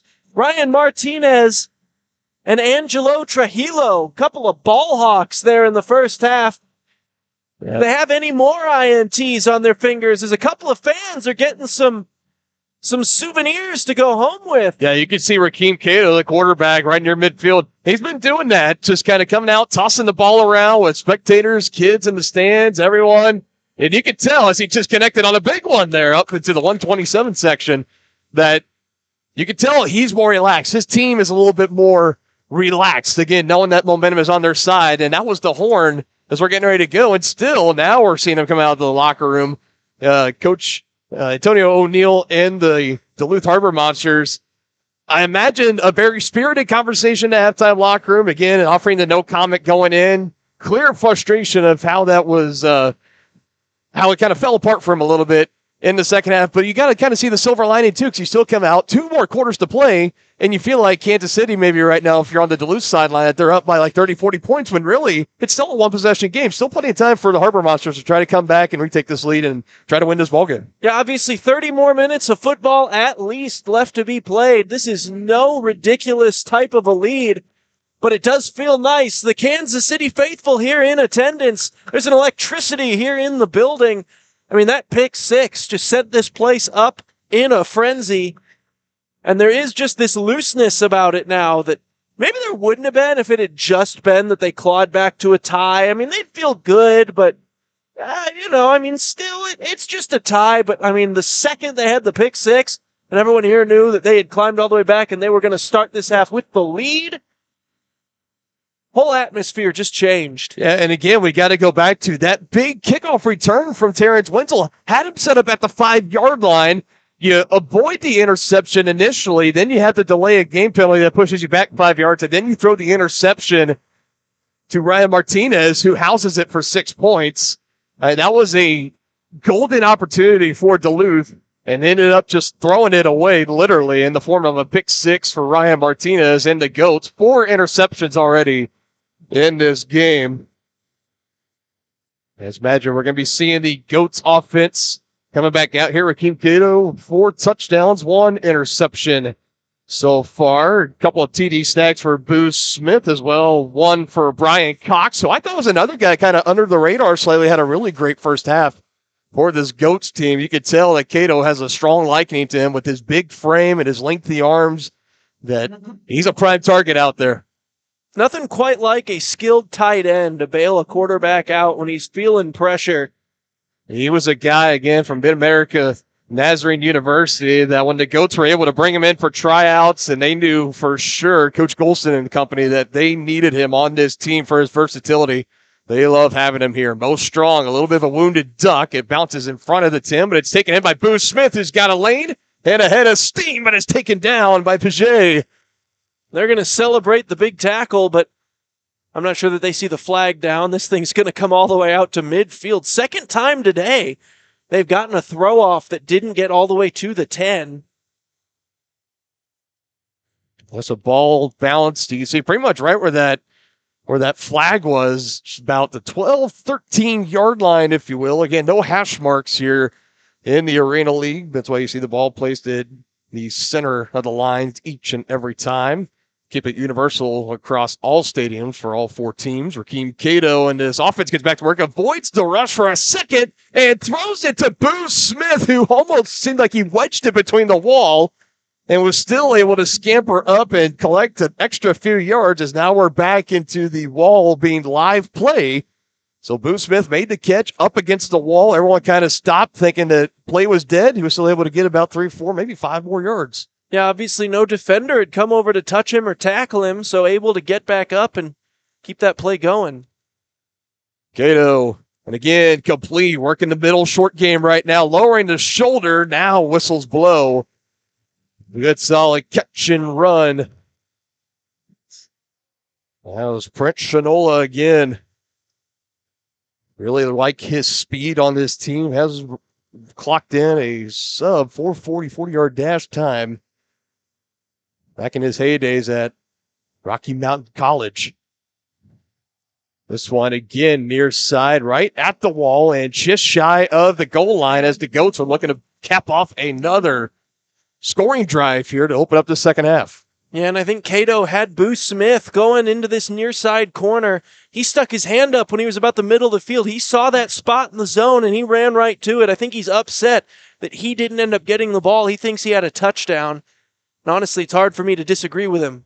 Cato pump fakes, throws right side, incomplete. Trying to improvise a little bit there. I believe that was Malik Wilson. Another big body receiver on this Goats team. So now, still a little extra work to do here for Kansas City. Trying to punch this one in. It's a fade route to the back corner and bringing it in. Asking for the push-off over there for Duluth is Rashawn Gannon. He's not going to get it. No, and honestly, if anything, I think that was holding on Gannon. And he's trying to compensate a bit by saying, no, he pushed off me, I swear. I mean, he's lucky he didn't get flagged. That was just a beautiful fade route there. Nice catch by Martinez, and first 2 possession lead for Kansas City all day.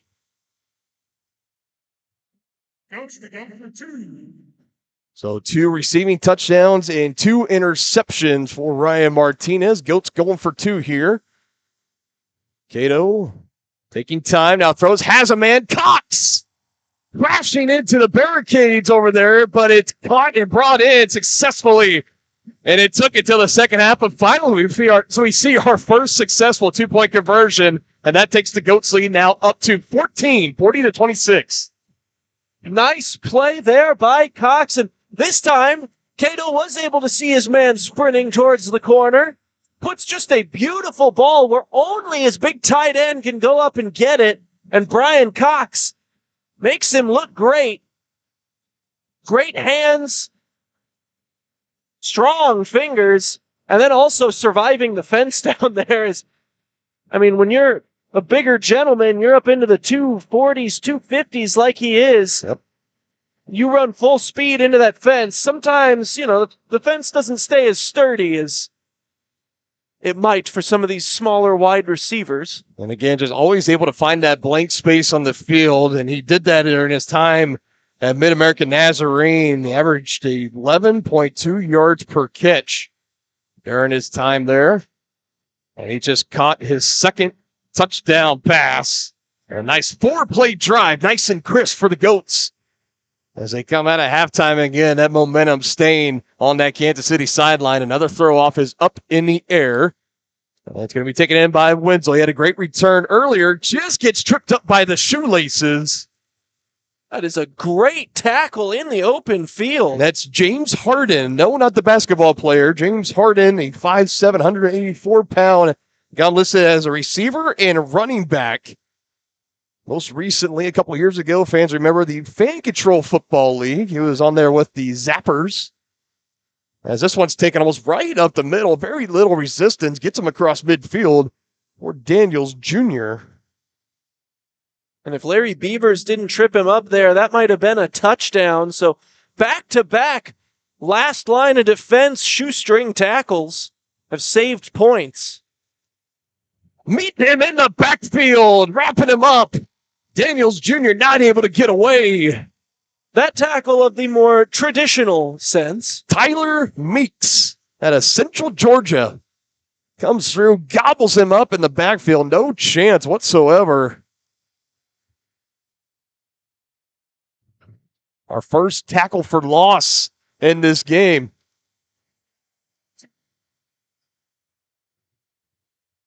That should be a false start. And believe it is, still finishing the play again in the backfield. You know, honestly, based on how that play ended up looking, I think lucky for Duluth, it's going to be a false start. At least they saved the down. Again, those miscues and on the offensive side for Duluth, really just straining themselves, shooting themselves in the foot, if you will. So reset now here, 2nd and 18. Wenzel in the backfield now will come out. Right down to the near side, getting a little bit of a head start on the near side. Johnson throws way out of reach of Whitlock, and it goes incomplete. Thomas in coverage. Referee on the back end of it with a brilliant in-stride scoop. It looks like he's going to try to score, too, but no, obviously the pressure there doing great work for the Goats as they're bringing these blitzes, and finally, not just trying to disrupt timing, they're actually starting to really get some pressure in the backfield. And now that they know their secondary is holding up a lot better than they were in that first quarter, they can blitz all they want because they're holding up on the back end. Pressure again. Johnson finds Mo Strong, crashing into the wall. And play will be stopped there. So that'll get them back to about the original line of scrimmage as Trujillo gets over there to make the touch and make sure that he's down. Should bring up a 3rd down and long, but once again, pressure in the backfield instantly there for the Goats, and it causes the ball to come out quickly. They're just not able to try to get those deep balls to Mo Brown like they were getting in the first half. Well, now we just have an officials timeout here, so we'll be waiting a minute. I know Bethany Bowman is standing by. We're wanting to throw it down to her here in just a minute. Officials trying to figure this out down on the field. Maybe where exactly try to spot that ball. So now we'll send it back down. Bethany Bowman. For Orion.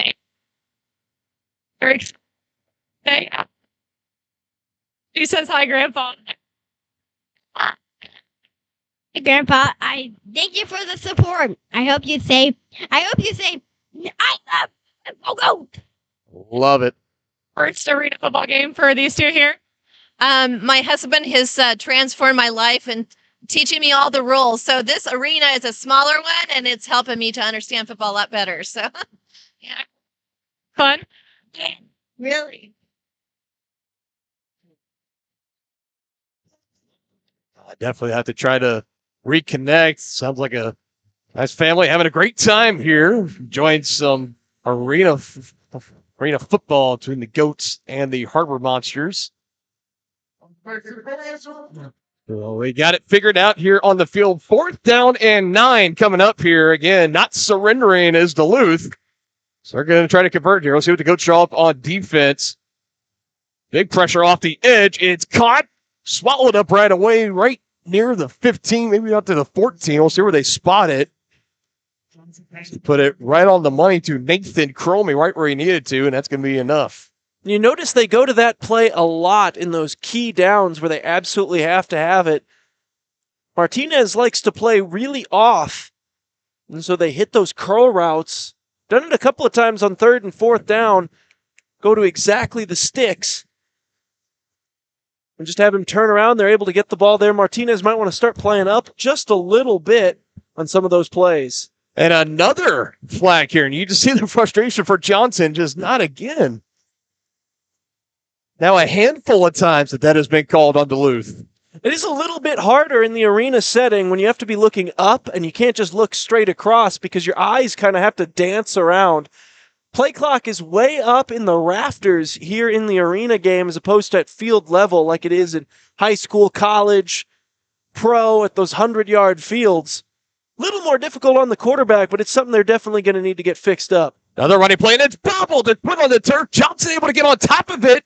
Goat still making a play for it. No whistles. Now they come in. I'm going to say Javante Johnson just got on top of it, but again, another misfire here. Maybe couldn't quite get a good grasp of the handoff on the running play. And that puts them back over out of Kansas City territory, back into their own. Yeah, and Johnson lucky to get back on that ball. It looked like he had an easy shot at it, but he missed it with his first attempt to scoop it back up, and Meeks was almost able to steal possession away. Johnson will throw again. Looking for Wenzel again, looking for a flag. Thompson again on coverage. Thought he might have had some early contact, that slight shove in the back, but the pass also wasn't really totally catchable. Yeah, and I think Thomas did, in fact, get there early. I think Wenzel would have had quite a case if that ball wasn't about 20 feet in the air. I think the refs erred on the side of uncatchable on that one. Another 3rd and long, 3rd and 22. Pressure on Johnson, just has to heave it down the field, and it's incomplete. Bounces in the end zone. And now we're really starting to see this pressure from Kansas City really start to get through to Duluth. Spirited conversation between Travis Whitlock and Jacob Husnick. Yeah, defense definitely coming alive here for Kansas City. It has been something to see as their defense is really starting to find their stride after being down 20-6 at one point. Cromie with the man in motion. They go to him, and it's offline and incomplete on 4th and 22. And Kansas City will take over in Harbor Monster territory. And just based on where he landed, which is where they would have spotted it, he actually would have been 2 yards short of the first down even if he had caught it. So not exactly a phenomenal play design right there for the Harbor Monsters in that situation. And once again, the Kansas City Goats defense rises to the occasion, and they've got a chance to really extend that lead here and try to turn this thing into a rout. You got to think you're currently up 14 right now. You get another score on this drive for Kansas City. That puts you well into catbird seat to really try to pull away and put this game away. And they're going to take a shot. Boo Smith, touchdown. Doesn't get a lot easier than that. Send the former Mizzou Tiger on the post route, hit him on the opposite side corner, and they were in man defense. Were the Harbor Monsters, and they just could not keep up with Boo Smith. 6 more points for the Goats, and things are starting to get out of hand for Duluth. And how about that for that last drive for Duluth, their second longest drive of the game at 11 plays. Kansas City takes over right near midfield. 1 play is all they needed. Cato to Boo Smith. Another 2-point try here for Kansas City. 10 seconds on the play clock. They get it away. Trying to avoid the rush. He does. Throws it to the end zone. Crowd of bodies crashing through the barricade. Hoping everyone's okay down there. Yeah, and that's a dangerous place for that one. That's going to be incomplete. But that's actually the space on the Kansas City bench where there isn't fencing put up. Oh. So he just went straight to the hardwood floor, diving to try to make that interception. Yeah, definitely a tough spot to land. That was Wenzel, too, for the Harbor Monsters. He got up. Everything appears to be okay. I mean, now kind of an odd turn of things. I just saw Coach O'Neill. Looked like he was having some words with maybe the on-field MC for Kansas City, just trying to voice his frustrations. Not entirely sure, but it's a 20-point Goat lead right now. 7:19 to go here in the third quarter. And for Duluth, you got to imagine, they just feel like this game is slowly starting to slip away from them as Kansas City has really dialed in after a slight sluggish start back in the first quarter. As Wenzel will be back to receive again on the imminent throw-off. Malik Wilson, 6 foot 174 pounds at a Highland Community College, is going to send it away up in the air, and there it goes. Will definitely go to Wenzel just inside the 5-yard line, and he's not going to get much further than that inside the 10. And it's going to be another long field here, but now a late flag comes in, some late pushing, and that's going to give 15 free yards to the Harbor Monsters as Prince Shinola had a late shove on Nathan Cromie, sending him down to the turf when the play was over. Costly mistake there for Kansas City. And that's the type of thing you just can't afford to give away. I mean, I've talked about it a couple of times, but I believe the momentum turn in this game came during that fight earlier when the ejection took place. It was 20-6 at that point, and Kansas City rallied ever since then, and they've been, really riding the momentum endlessly ever since. You don't want to give Duluth their own version of that right back and maybe end up with a taste of your own medicine coming. Pressure again, a free rusher. Thomas getting tangled up, and now we see a flag come in. Really hard to keep it in your pocket there for the official. Got to throw something. He just got tangled up with Wenzel. Thomas trying to have that tight coverage, and it ends up costing him right there. It just like that. Looks like the Harbor Monsters taking the ball inside of their 10. 2 penalties later, now it's 1st and goal at the 5. Yeah, and from pinning them down at their own 6-yard line with some great coverage to back-to-back penalties, Duluth is right at your doorstep. Costly mistakes for the Goats. Johnson, nice play right up the middle and rumbling in. Flags pending, but right now it would be a touchdown. We'll see exactly what the call is. I think they're going to get a chop block here. Illegal procedure. Now back Duluth up again 5 yards. Here you get a shades of what it was like in the final drive before halftime. You get kind of gifts handed to you in the form of 2 penalties this time for Kansas City. Now a 5-yard penalty backs you up to the 10. Duluth trying not to leave empty-handed this time around. Down by 20. A score here would be huge to try to get him back into this ballgame, spark any momentum. It'll be another handoff. Right back they go to Joshua Murray, who breaks tackles, peels back the other way, and will go into the end zone. And how about that? From 10 yards out, a touchdown for the Harbor Monsters. That was a wild and impressive run there from Joshua Murray, the North Dakota product. And just like we said, sometimes momentum can be a fickle mistress, and looks like Duluth might have picked up a little bit of their own after back-to-back penalties from Kansas City. Now they'll go for 2, and if they can get this, it's a 12-point game. Snap is back to Johnson. Husnick and Whitlock standing in to protect. Now it breaks. He throws, tipped, and it goes incomplete. First Goat to get a hand on that one was Malik Wilson, number 2. And another unsuccessful conversion for the Harbor Monsters. But a touchdown that you really feel like they really needed to still hang around in this game. 6:07 to go in the third. And you got the lead now back down to just 14. And that was a big highlight-worthy play from Joshua Murray. First couple times we've called his name in this game. And 6 foot, 215 pounds out of North Dakota University. He was a former All-Great West Conference first-team running back and Rookie of the Year during his time there.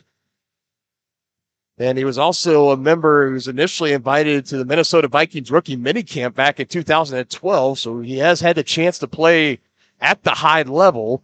Still trying to potentially work his way there, potentially. And for the Harbor Monsters, that was their 5th failed conversion of this game. Can't say not doing much better. They've converted 1 already in the second half and went 0 in the first half as well. Well, you talked about Murray trying to get himself back up to the NFL at some point. More runs like that will certainly help, showcasing some NFL-level quickness. And now Kansas City's offense is going to be asked to try to kill off a little bit of this momentum that Duluth is surely building. It is taken in. Smith trying to make a move, gets caught up initially. It looked like maybe his cleat might have gotten stuck in the turf. The turf monster got him. I mean, literally, you kind of saw it pop up a little bit, slowed him down. That allowed enough time for Paget, number 0, to get a hand on him and bring him down. And a potential big return not happening for Boo Smith. That or the Venus flytrap from Little Shop of Horrors lives under the turf because popped up a little bit there and got itself a toe. So now we'll see this Kansas City offense back in action. Smith sent in motion by Cato. Gets the block from Lawrence. They throw down the field. Boo Smith wide open. Make it 2 touchdowns in the second half. Well, Cato and Boo Smith were having their words after several drives, going at each other, having some arguments, and clearly they figured something out because they have just been on fire here in the second half. M-I-Z, 2 TDs for the former Tiger. Those deep routes to Boo Smith are clicking right now. And how about that? Cato showing off the arm, giving out the souvenir to the far side. Obviously, this end zone down here, not getting too many souvenirs since, I mean, obviously that's the road team end zone going that way. They're not going to give Kansas City fans any freebies. So being nice are the Goats and sending some over to section 34. Cato lobbing it up again. That right corner tipped up in the air, but it'll fall incomplete. But again, short work made from Rakeem Cato to Boo Smith. The second time those two have hooked up in the second half. Back to a 20-point advantage for Kansas City. We'll step aside and we'll have more here. You're watching Arena Football.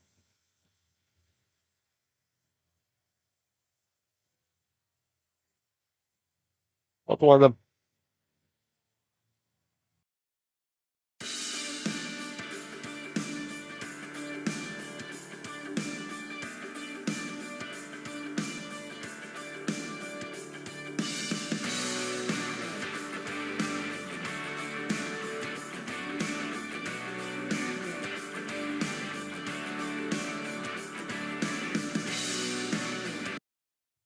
High octane action, just as advertised here. Alongside Aaron Feely, I'm Dylan Funk. Glad to be bringing the action to you on the Arena League YouTube page. Well, that's going to be short. It's still attempted to be brought in by Wenzel. He bobbled it for a second, but able to collect. And now he's asking, that was left short, but I believe you got to let it bounce short. If you come out and try to field it, it could potentially be tough luck, although we'll see. Yeah, it doesn't matter. It's a good call there by Wenzel. Ball will come out to midfield. Second drive in a row for Duluth that will start at midfield. This time due to the illegal throw-off penalty. Last time it was a personal foul penalty that sent it all the way up here. And considering Kansas City now has that Boo Smith connection going, especially on those quick, deep passes, might be time to really try to key in on offense here because you don't know if your defense is going to get too many stops. Give it to Wenzel in space, trying to break a couple of tackles. Stopped after just getting past the 20-yard line. A herd of Goats able to bring him down about as strong as Pendergast concrete there. And a lot of people think arena football, they think about how much offense there is, all the passing, all the scoring, all the speed. They think it's a finesse game. There is still a lot of physicality involved, and Wenzel brings a majority of that for these Harbor Monsters. That one, batted down. Trying to get it out quick. He was looking to get it to Cromie again on another curl route. The big fella broke it up. He did. That is Rob Powell DePay. Again, he talked about the local Center High School, not too far away here from Municipal Arena. Their current head coach going into his second season this fall. Oh, he's got something to show the kids come August. That's right. I touch the football sometimes. Don't you guys worry. Strong collision into the wall. Getting the attention of the fans here in attendance. Again, it's Cromie. He's been targeted heavily by Johnson so far in this game. Definitely the more possession-focused receiver on this group. They tend to let Mo Brown do a lot of their deep work. Crowley's been working the underneath a lot here today. Coach Golston trying to shout out some last-minute adjustments. It's a handoff up the middle, had a good lane, and burst into the end zone. Touchdown, Duluth. And the offenses have been welcomed back into Municipal Auditorium here today. You imagine they'll go for 2 once again. First rushing touchdown for Derek Daniels Jr. Had a clear opening right up the middle. Just someone might have gotten a hand on him to slow him down just very briefly, but he sprints right up the middle and punches it in for another touchdown for the Harbor Monsters. 2-point conversion coming up. Seems like the right play right now. You can try to make it a 12-point game if you're able to convert. And he throws strong, breaks a tackle, and spins into the end zone. Mo Brown with the nice little twirl ballerina move and putting the ball across the goal line, but it almost cost him. It looked like, I couldn't quite catch the number, but there was a defender meeting him right at the goal line there. I believe it was Malik Wilson. Or it might have been Meeks, yeah. Tyler Meeks, who was right there at the goal line. I don't think Mo Brown knew he was there. Either way, though, Meeks unable to get the ball out of his hand. 2-point conversion, good. I mean, that's a lot for Mo Smith, too, because it was a low throw from Johnson, so having to scoop that almost off the turf, breaking the tackle from Meeks, and then holding the ball out, spinning it in. 2-point conversion successful for the Harbor Monsters. Now 52-40 is the score here. We'll see this Kansas City offense back out here in just a moment. 3 drives in this second half, Aaron. 3 touchdowns for the Goats. 1 for 3 on conversions. Going to need to try to work on that a little bit. And Boo Smith now with 4 touchdowns as he has come alive. It's high in the air. Smith back to try to return this one, and it's back in the way back in the end zone. And they'll stop play right there. Moving those barricades over just a little bit. Not enough real estate for Smith to get under it and try to make a return. So Goats will take over 1st and 10 at their own 5-yard line. I think Smith is wondering, he's asking the official why, since he didn't call a fair catch or take a knee, is it a touchback? I think that ball actually went out of bounds. It pushed the barricade backward and landed on the hardwood. So it did officially go out of bounds, automatic touchback. We'll see if the Goats, if they want to try to take a deep shot here on 1st and 10, they go short game instead, trying to make a move in space, maybe just getting to the 5-yard line, back to the original line. There by the Duluth defense, rallying quickly over to Brown before he could burn him for the 3rd consecutive drive. And this is probably Duluth's best chance to try to get a defensive stop here in this half. Kansas City crowd starting to get loud for the Goats as well. Cato will take another shot. He's got a man. Incomplete. Batted out at the last second. Was looking for Martinez.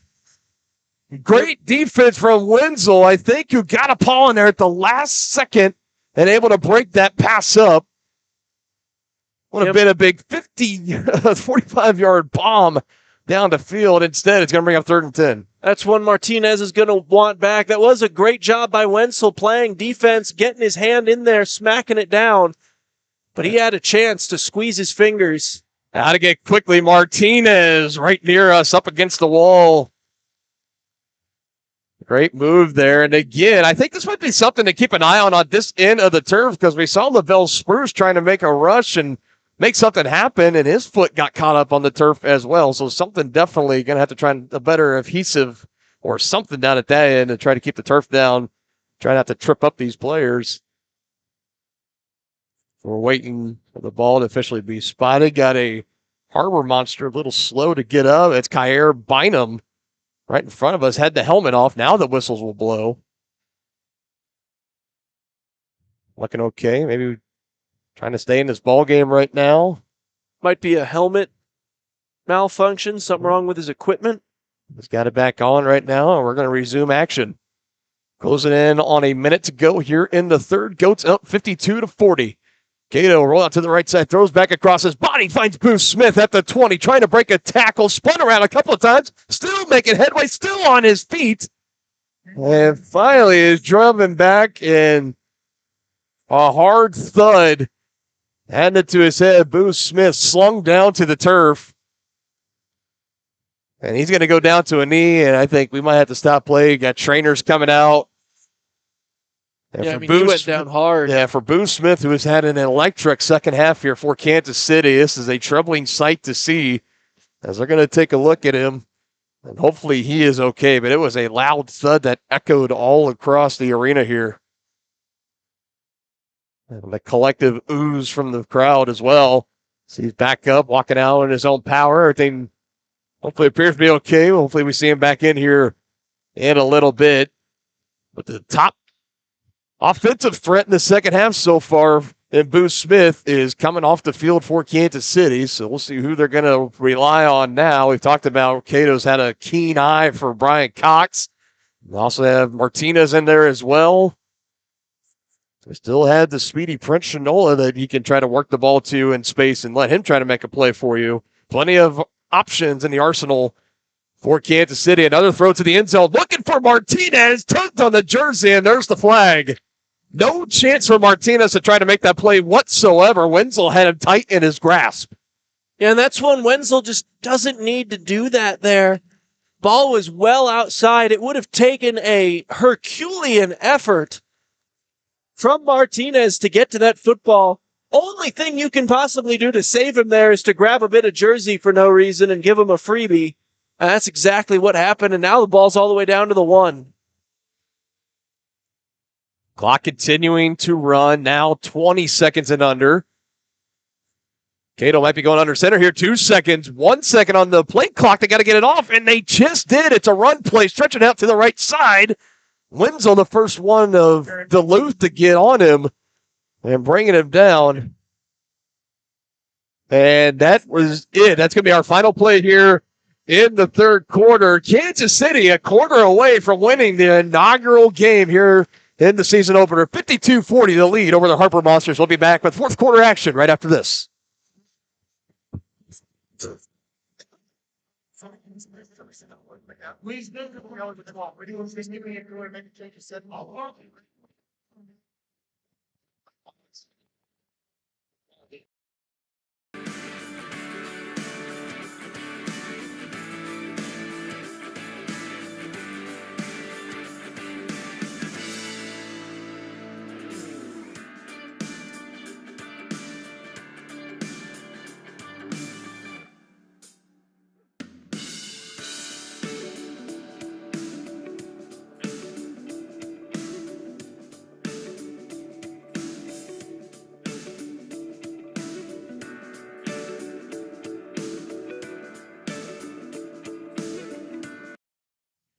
Back here, we're standing by. Bethany Bowman's got a special guest field side, none other than part owner, Stephen St. John. Bethany. Down here with Stephen St. John of Sports Radio 810 WHB, also minority owner and ambassador for the KC. Stephen, great to have you out here tonight. What have you seen out there from the Goats tonight? I'll tell you what, Boone Smith out of Mizzou's had a big game. We have a 2-score lead. Have a chance to punch it in right here to start the fourth quarter. Give us a 3-score lead, then hopefully our defense can hold on and give us a win to start the season. Great. City, how exciting has this been to see come together? It was very exciting, except for the time that hit over here almost took me to the hospital. And so okay, well, looking forward to a big fourth quarter here. Hope we can get the win.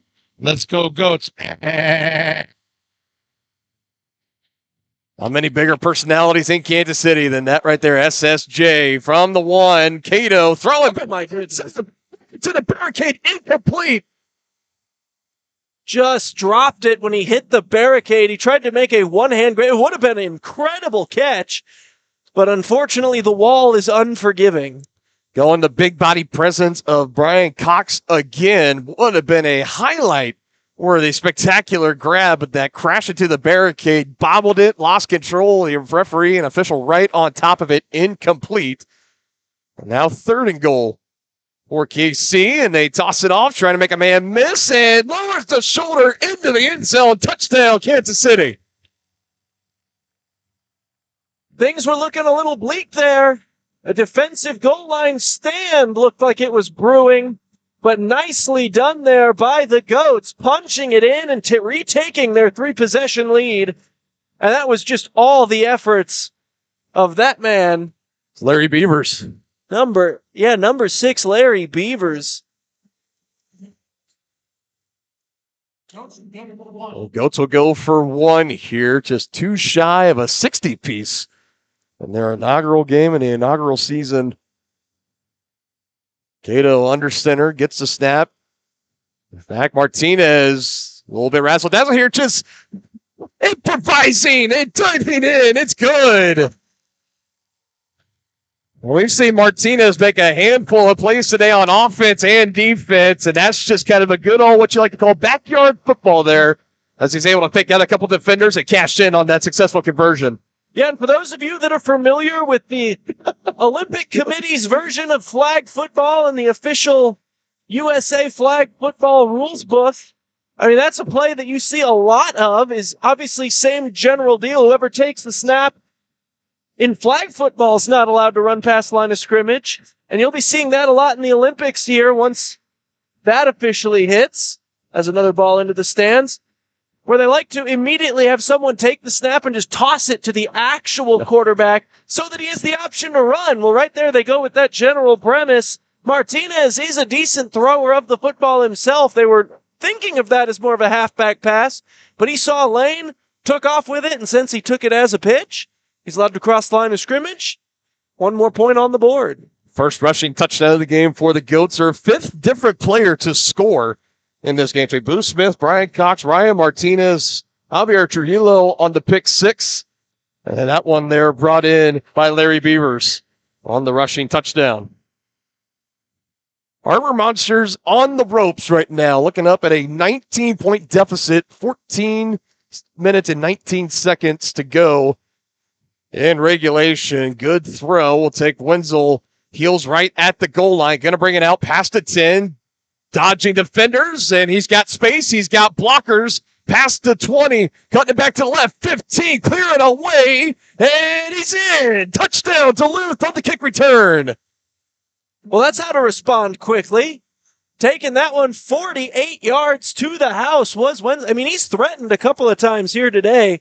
He looks dynamic in the kick return game, and right there he burns Kansas City quickly. And the Goats, no time to rest. Duluth isn't going anywhere anytime soon. Had a convoy headed by Travis Whitlock, that big 6'3", 270-pound body running down at you, clearing a path, and Wenzel zagging his way through. And you got to imagine from here on out, it's going to be 2-point conversions for Duluth. Got to do what you can do to try to make up ground in a hurry. Trying to make it a 9-point game right now. 11-point game, excuse me. High point, back of the hit, lands right on his back and incomplete. Looking for Cromie. And broken up by the defense there. Well done. And another unsuccessful try for Duluth as they continue to struggle on that.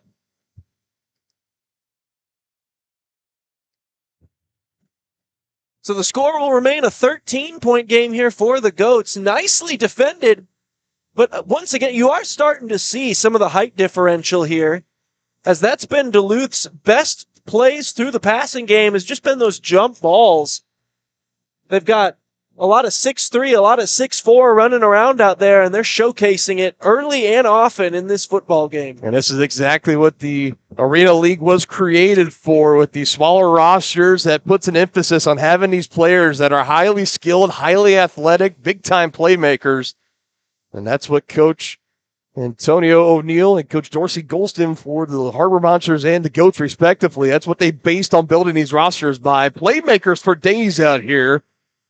And I also like the good mix if you got local talent for both teams and also bringing in guys from far out as well. Well, a big drive coming up here for Kansas City as it's going to be taken in inside the 5-yard line. Boo Smith waiting patiently, trying to break some tackles, wrapped up around the ankle at the 10. And that is where the Goats will take over. Yeah, he saw a lot of green to his right, and if he had been able to high step out of that tackle, he might have been answering touchdown for touchdown on the throw-offs, but well done by Duluth, just clinging on to an aglet of his cleat and waiting for reinforcements to show up. So Kansas City will have to do it the long way.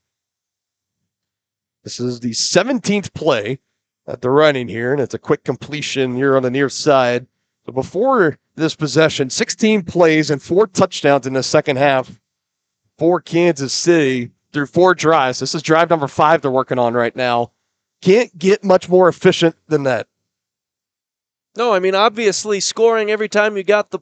Cato, some miscommunication with the receiver on the far side. Again, that turf getting drug up by Spruce, and you can tell he's definitely a little bit frustrated. They're slowing down his rush just a tad bit. And receiver falling down as well. The ball just hits that Arena League logo on the far side flush. So now just like that, it's 3rd down. Duluth with a chance to get their offense back out here. Still haven't had an official sack in this game yet. Spruce trying to close in on it. Cato avoids him and finds his man, and Martinez gets a big block from Smith. Breaking tackles coming to the near side.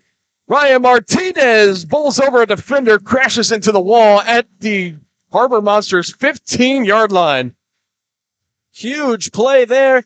Nice job by Cato, too, as he bought time, finding Martinez, who was actually running a deep out route on that play and then just went into his scramble rules. Finally went all the way back to the opposite end of the field, made himself available in the flat. That made that play happen. Lawrence one-on-one with Spruce, goes around him. Cato trying to direct traffic, does find Smith just shy of the 5 and is dragged down to the turf by Joshua Murray. So that'll be very close. Should bring up about a 2nd down and 1, I believe. Another Harbor Monster, a little slow. Looks like holding that little knee, hamstring. Right around, I believe, down there it's number 3, Kyer Bynum. We're going to have a bit of a timeout here as they tend to him. Hope everything's okay. Goats in control right now. 59-46 lead on the doorstep of adding on at least 6 more. So we're looking to put this one away in the inaugural season of the Arena League. Goats will be back in action next Saturday as they'll take a trip up to Waterloo to take on the Woo. They'll actually play the Woo in back-to-back games. So their next home game 2 weeks from today will be right here at Municipal Arena against the Woo.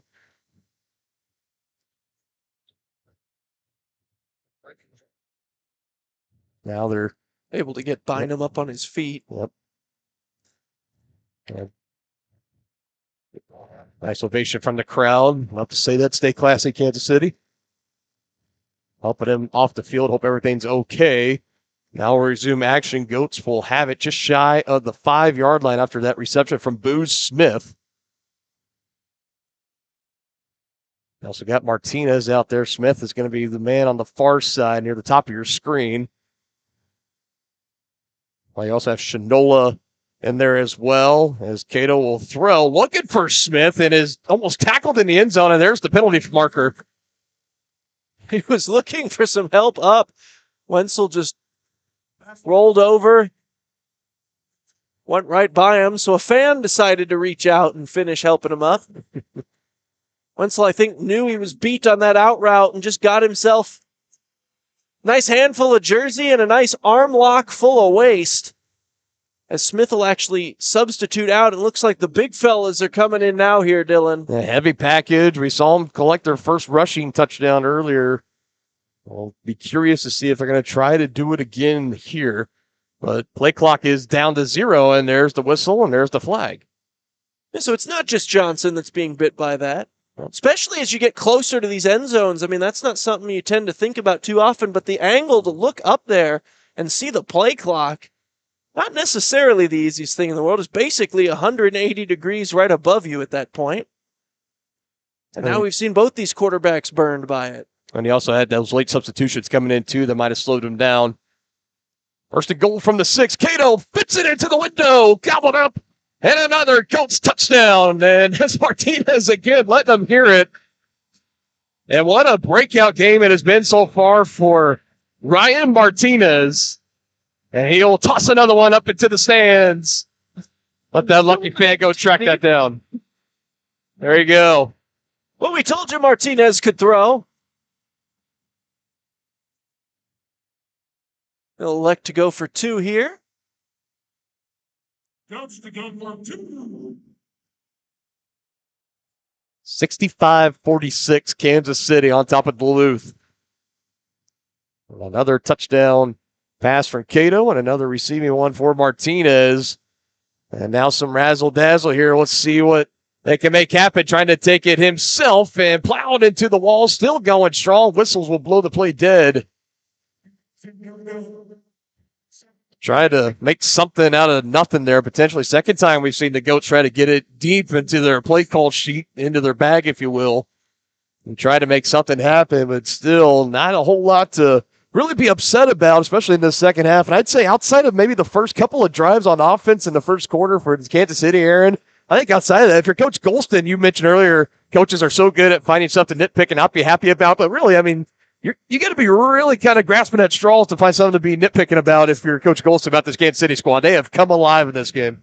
I'd have to imagine that there's going to be a hefty amount of time spent this week on those conversion plays, if nothing else. But yeah, other than that, after the slow start, they have just been on fire. They've been clicking in every aspect of the game. 65 points on the board, 4 takeaways defensively. It's just been phenomenal to watch.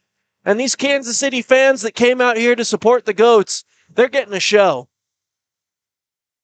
Launched up in the air again. Wenzel to return. Coming out of his own end zone. Goats trying to slow him down. Breaks a couple of tackles. Wenzel again with blockers and with space. Big block there from Daniels Jr. It's going to call it back, though. And another potential kick return touchdown is going to be waved off on the chop block downfield from Derek Daniels Jr. Yeah, and a couple of things about this league. 100%, no matter the scenario or where on the field, 2 things that are always illegal. You cannot block low in this league. You can't go below the waist at any point, downfield, at the line of scrimmage, or otherwise. And then another one to watch for, especially on those kickoff returns, because there's been a couple borderline ones. No blocking what is considered well behind the play. If someone's walking into the end zone on the other side of the field, you can't turn around and blindside someone back at the 15. They'll throw a flag on you. Next possession, Tracy. I'll back him up. 1st and 10 at the 15 for Duluth. Johnson throwing, looking for Cromie, too wide. And incomplete. Cromie working his way towards the middle of the field. Johnson putting that one just out of reach to on the right side or the left side if Cromie looking at his point of view from down the field. And this is a Duluth offense that has found themselves a bit out of sorts in the later parts of this game. Still trying to find that spark that they had earlier. Well, they had a 2-possession lead over Kansas City. Johnson will throw right side, one-on-one. Mo Strong trying for the one hand, bobbled and incomplete. Tried to go at it with one hand, and then he tried a new version of the old David Tyree helmet catch where he said, I won't even include a hand. Let me just try to get this with my face mask. Didn't work, hit the turf. But once again, Duluth just trying to go back into the old faithful well of, well, throw it up to Mo Brown. He's awfully tall, isn't he? Is. That time just well defended there. Nicely done by Trujillo. 3rd down coming up.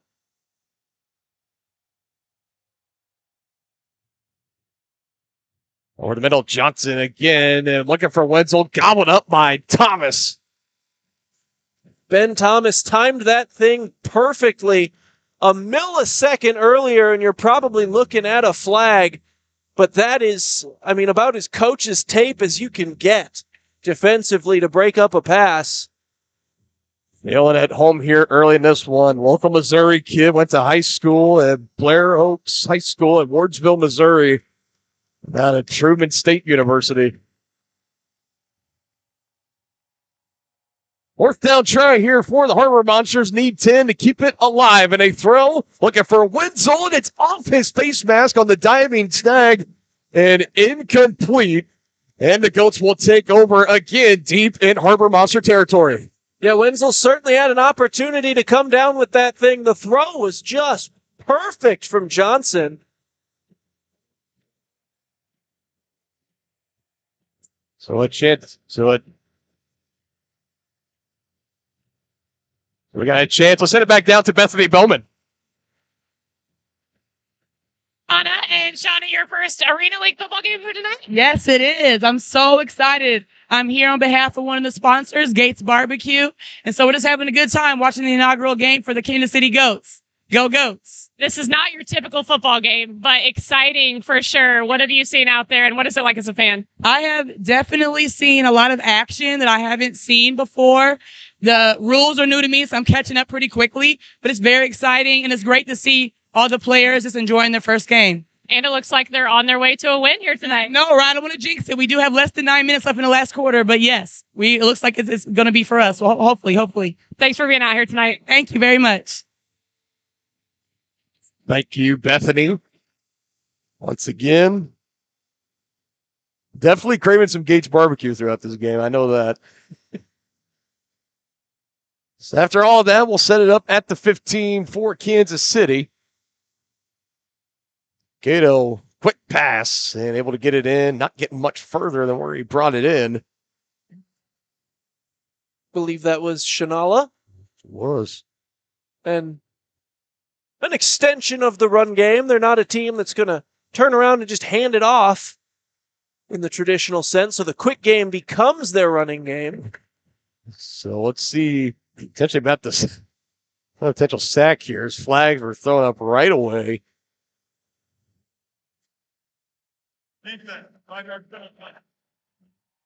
That was Keon Singleton that was able to rush around and get to Cato.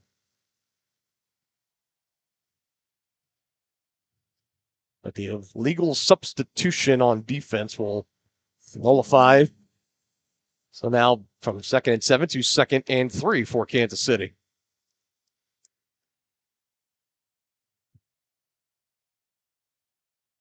Waiting the snap from Cox, and he gets it. Cato in pressure finds Boo Smith inside the 5 spot around, still on his feet, taking his momentum in. Touchdown, Goats. He is having quite a second half, is Boo Smith. Yeah, it has been the Boo show here in the second half, no doubt about it.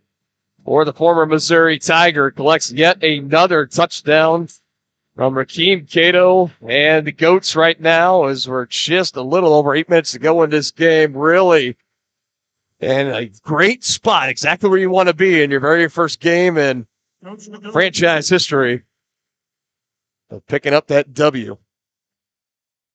And now we have a brief timeout called by Kansas City, wanting a little bit extra time to try to draw this play up, and we'll step aside with the 2-point conversion coming up. Goats up 71-46.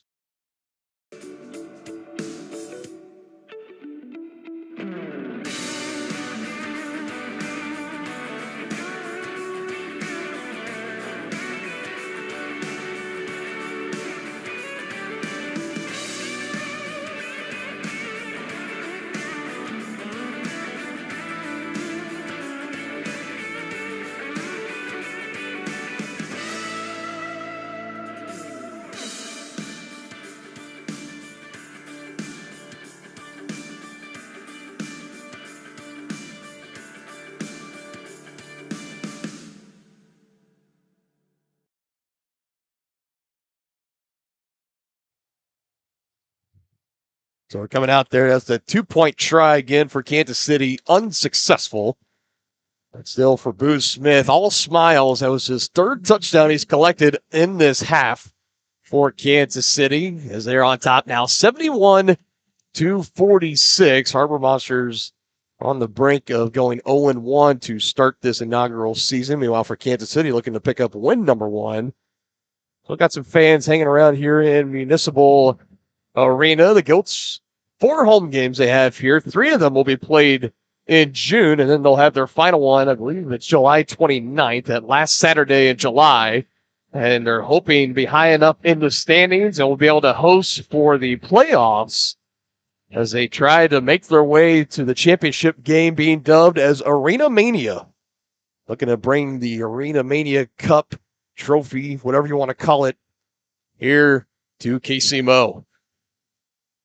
Wenzel. Oh, get in. That's Ben Thomas again. What a game he's been having defensively.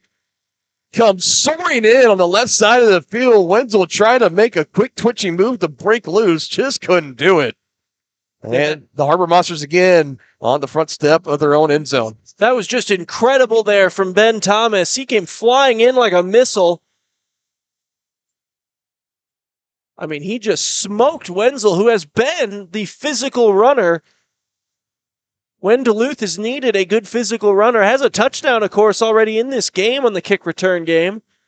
Thomas just shut him down there. You can tell maybe for Kansas City got a little tired of those big returns, so they dialed up something there. Now they go down the field looking for Daniels Jr. again, but it goes incomplete. And again, Thomas in the area in coverage. Yeah, he doesn't just hit either. He plays some lockdown defensive coverage in the passing game as well. He showcases that on the deep shot. Second and 10 from the 1 yard line for Duluth, trying to get out of it. 6:55 and counting to go in the game. That one right at the feet of Mo Strong. Incomplete. It skips out into the side sweep boxes, and another nice souvenir collected. That's why you pay for those sideline seats, Dylan. Lots of souvenirs to be given out if you come on out and catch your Kansas City Goats live and in action, or at any of the Arena League games throughout the year. Big third down coming up from their own 2. Free rusher. Johnson able to slip away off the fingertips of his receiver, Daniels Jr., and another one goes out of play and incomplete. And the jawing continuing here for both teams. So that was Marcus Sawiful, number 9 for Kansas City. That was trying to get his piece in there too.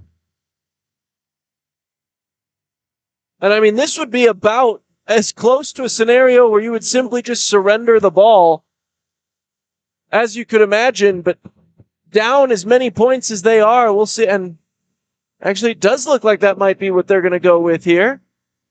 Ball will come down to the Kansas City 15. So there you go. We've seen our first official surrender in this game as the Harbor Monsters deep in territory.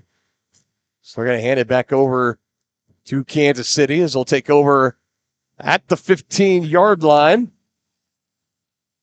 Again, it's been a fun night here in Municipal Auditorium. Dylan Funk alongside Aaron Feely. Goats 71-46 right now over the Harbor Monsters and 5:35 away. You got to imagine from their first win in franchise history. What a big moment here in Kansas City. I mean, barring something absolutely tragic for Kansas City here, this should be a 1-0 start to their existence. And, I mean, the crowd has been electric. The game's been electric. It's been phenomenal. The atmosphere's been great. And the best part is, as soon as the game's over, you can take one step outside and go get yourself some legendary Kansas City barbecue. Martinez making his way right at midfield, tripped up by Wenzel. You also have Paget in the area as well. Stick around for after the game. We'll have Bethany Bowman standing by. She's going to try to get in with Rakeem Cato. That's right now going to be the winning quarterback of this game for Kansas City. So he has put on a show, the former player from Marshall, as this is trying to make a play here. Harbor Monsters sent back into the wall. That ball's going to go to about the 20. Another little pitch option back from Cato. So he hooked it up with Larry Beavers. That should eat up a good chunk of about 4 yards there. Nicely done, too, to escape the barricade on the far side. Showed off the elusiveness. High snap. They go right back to him. He throws and incomplete. Risky play there. Lee trying to come back to Martinez.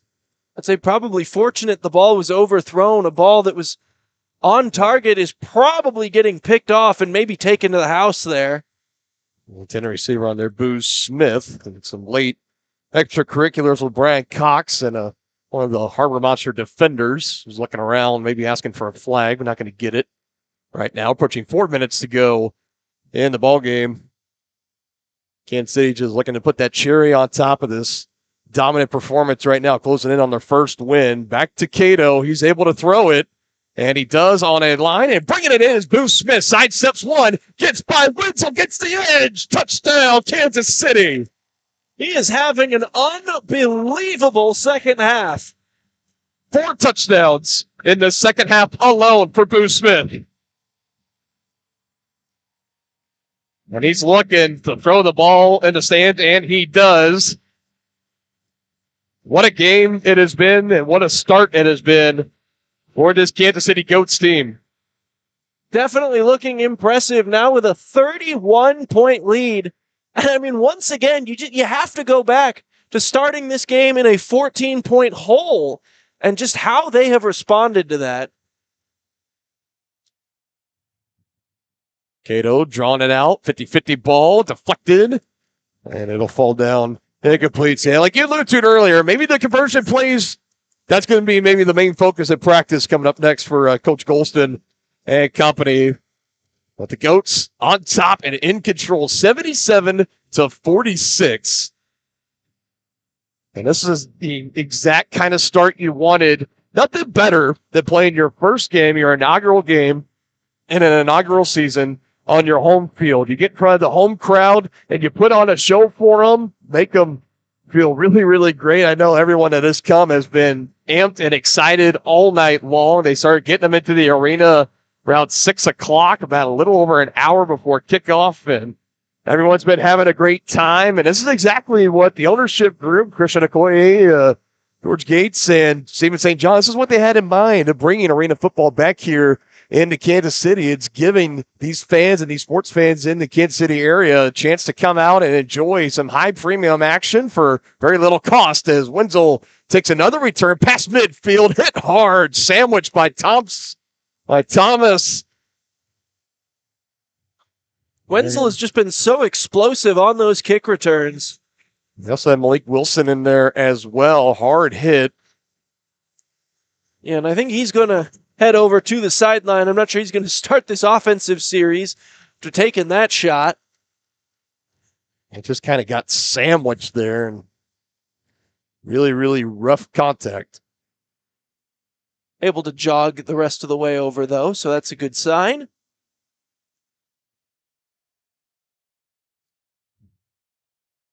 Johnson feeling the pressure, rolls out to his right, throws across his body, and incomplete. Looking for Daniels Jr. again. And heavy pressure from Zeifel. So he pushed Johnson down to the turf and sliding him over into the padded wall. Clock continuing to run as we are under 3 minutes to go in this contest.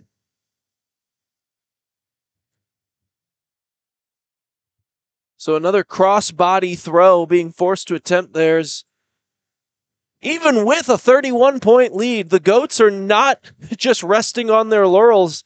I mean, they're still playing hard down there. They're bringing the rush on every play.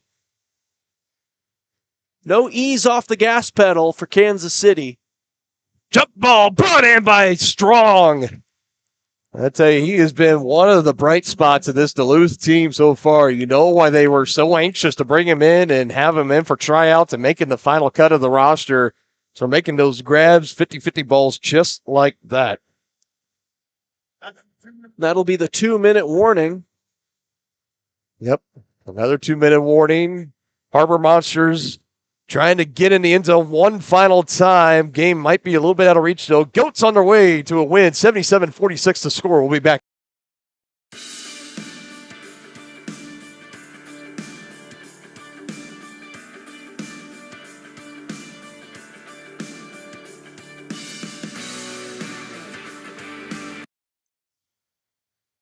Done like a quick step away right there and swallowed up. And pack of Goats again, getting to Daniels Jr. We've got Trujillo in there. Thomas as well.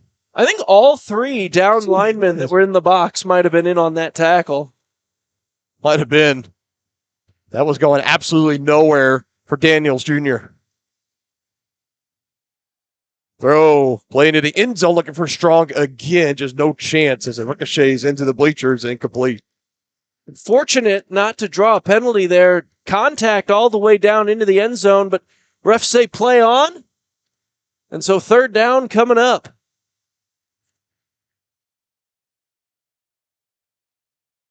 I like the idea, though. You show them run early if you're Duluth. You get everyone into the box, ensure you have press man, and then just go up top to your big man. Johnson back to throw, has a man, strong hit, complete, in and out of his hands. And he might be doing push-ups after that one. We have not seen him drop many of those. Probably one of the easiest catches he would have had on the night, but it falls incomplete in the end zone.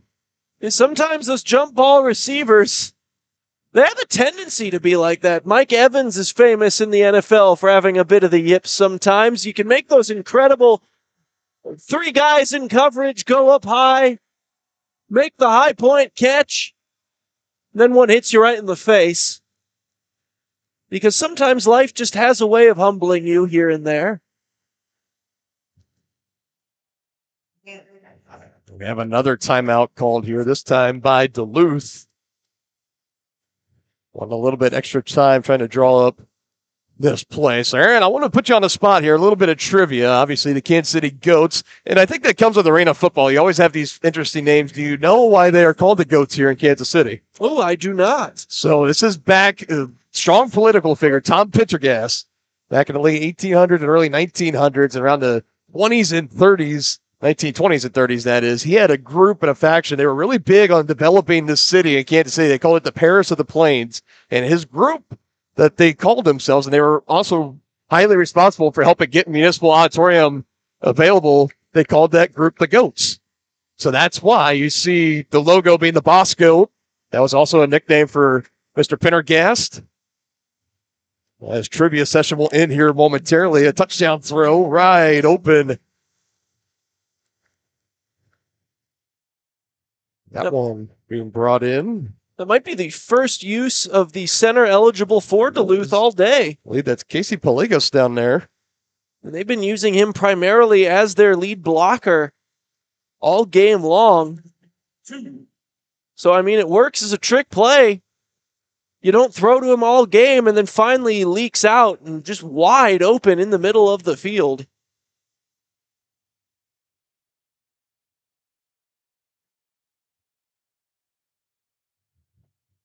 Another 2-point try here for Duluth. Cromie in motion. Johnson evading the rush. Now gets rid of it. And it goes incomplete. Goat 77, Harbor Monsters 52. 1:08 remaining. As Kansas City just going to be looking to bleed out the rest of this clock and get out of here scot-free. Pick up their first win. Celebrate. I know if you're following the Goats on Facebook, they announced there is a watch party after this game, or an after party, if you will, to meet some of the players and members of the team, ownership as well. They're going to be celebrating somewhere close here in Kansas City. Go check out their Facebook page, learn more information about that. Yeah, I think it's a really nice nod when we were talking about with the team name being the Goats. That was something that was very, very interesting, because I know that's probably been on everybody's mind, and in case you didn't know, it's to pay homage to Boss Goat, Tom Pendergast, back in the day. You come to the broadcast for arena football, and then you learn a little bit of Kansas City history. Why not? A lot of rich history here. In fact, Kansas City today, it's actually, I believe it's Kansas City's birthday today. So I saw Mayor Lucas put out on X or Twitter, whatever you like to call it, the 174th birthday of Kansas City. And what a gift it has been here today for the Goats. 1:08 away from picking up their first win in front of a strong supporting crowd here in Municipal Auditorium. Again, stick around, post-game coverage. We're going to have Bethany Bowman, our sideline reporter, standing by with Rakeem Cato. We'll get some words from him. And maybe whoever else would like to get on the mic, we'll wait and see. Okay, so here's another thing. Like we had mentioned, no kicking in this game whatsoever. So we have onside conversions. So we're going to put the ball at the 5-yard line down here. It's a 4th and 20 play coming up for Duluth. If they convert, they get to keep the ball and keep going. If they don't, Kansas City takes over, kneels out the game, drains the rest of this clock, gets ready to celebrate their first win. So they'll need to get to midfield here on this play. No Mo Strong on the field, though, so we will see if that is an issue, because my first thought would be if two's out there, we're likely just going to see this ball kiss the rafters and then come down right about wherever he's standing across midfield. And you also have Cromie up there at the top of your screen on the far side. Johnson gets the snap. Heavy pressure from Kansas City. They go to Cromie. He brings it in right into the wall, and it's going to be about 5 yards short. I'm actually just going to say conversion no good. Yeah, conversion no good. I thought for a second maybe they're calling it just a pass no good, and that's going to do it. As running there, waving goodbye, is Larry Beavers to the Harbor Monsters as they will send them back to Duluth. 0-1 on the season, and a solid outing here for the Kansas City Goats. A lot of chatter still going on between these two teams. Is now Meeks pointing up at the scoreboard and then looking over to their bench. These two teams will meet a few more times before this season ends. So certainly some more chances for Duluth to get revenge if it's fresh in their mind, but I have to imagine this should just be some clock killing going on here for Kansas City.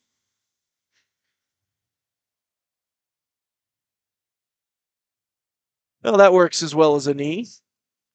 It's the hard version, but it gets the job done. Gonna have to do it a couple of more times here. Now the fans starting to get to their feet. They'll deserve a round of applause cheering on their Goats. So they could take this under 20, snap it once, and that will do it.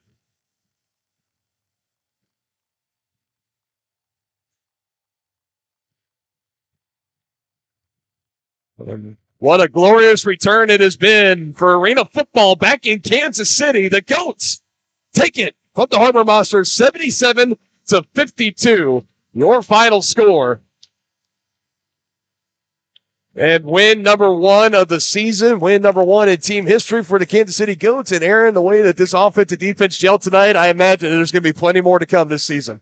Yeah, I mean, that was just a brilliant performance on both sides of the ball. The defense was really playing ball hawk type defense as well.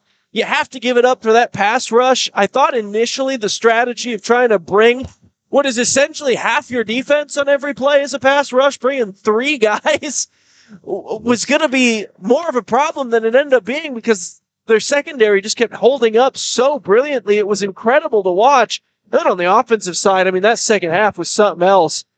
I mean, Boo Smith single-handedly might have outscored the Harbor Monsters in that second half. He was insane. It was great. It was great viewing.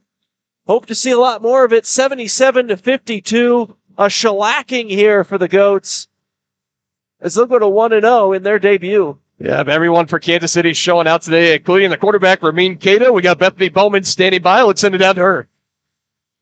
All right, guys, I've got quarterback Rakeem Cato here with us. 11 touchdown passes on the day, Rakeem, and the KC Goats get the first win of the season. First game of the season. How's it feel? It feel great. It feel fun. That's the only thing I wanted us to do, come out here, have fun. You know, we started a little camp a little late, so people thought we weren't going to be a great team. But we got a bunch of great guys here, and we just try to come and have fun. How did in that second half, what did Coach tell you in the halftime locker room? Just keep playing. Don't look at the scoreboard. Believe in each other. Have fun. Just keep scoring. This is it.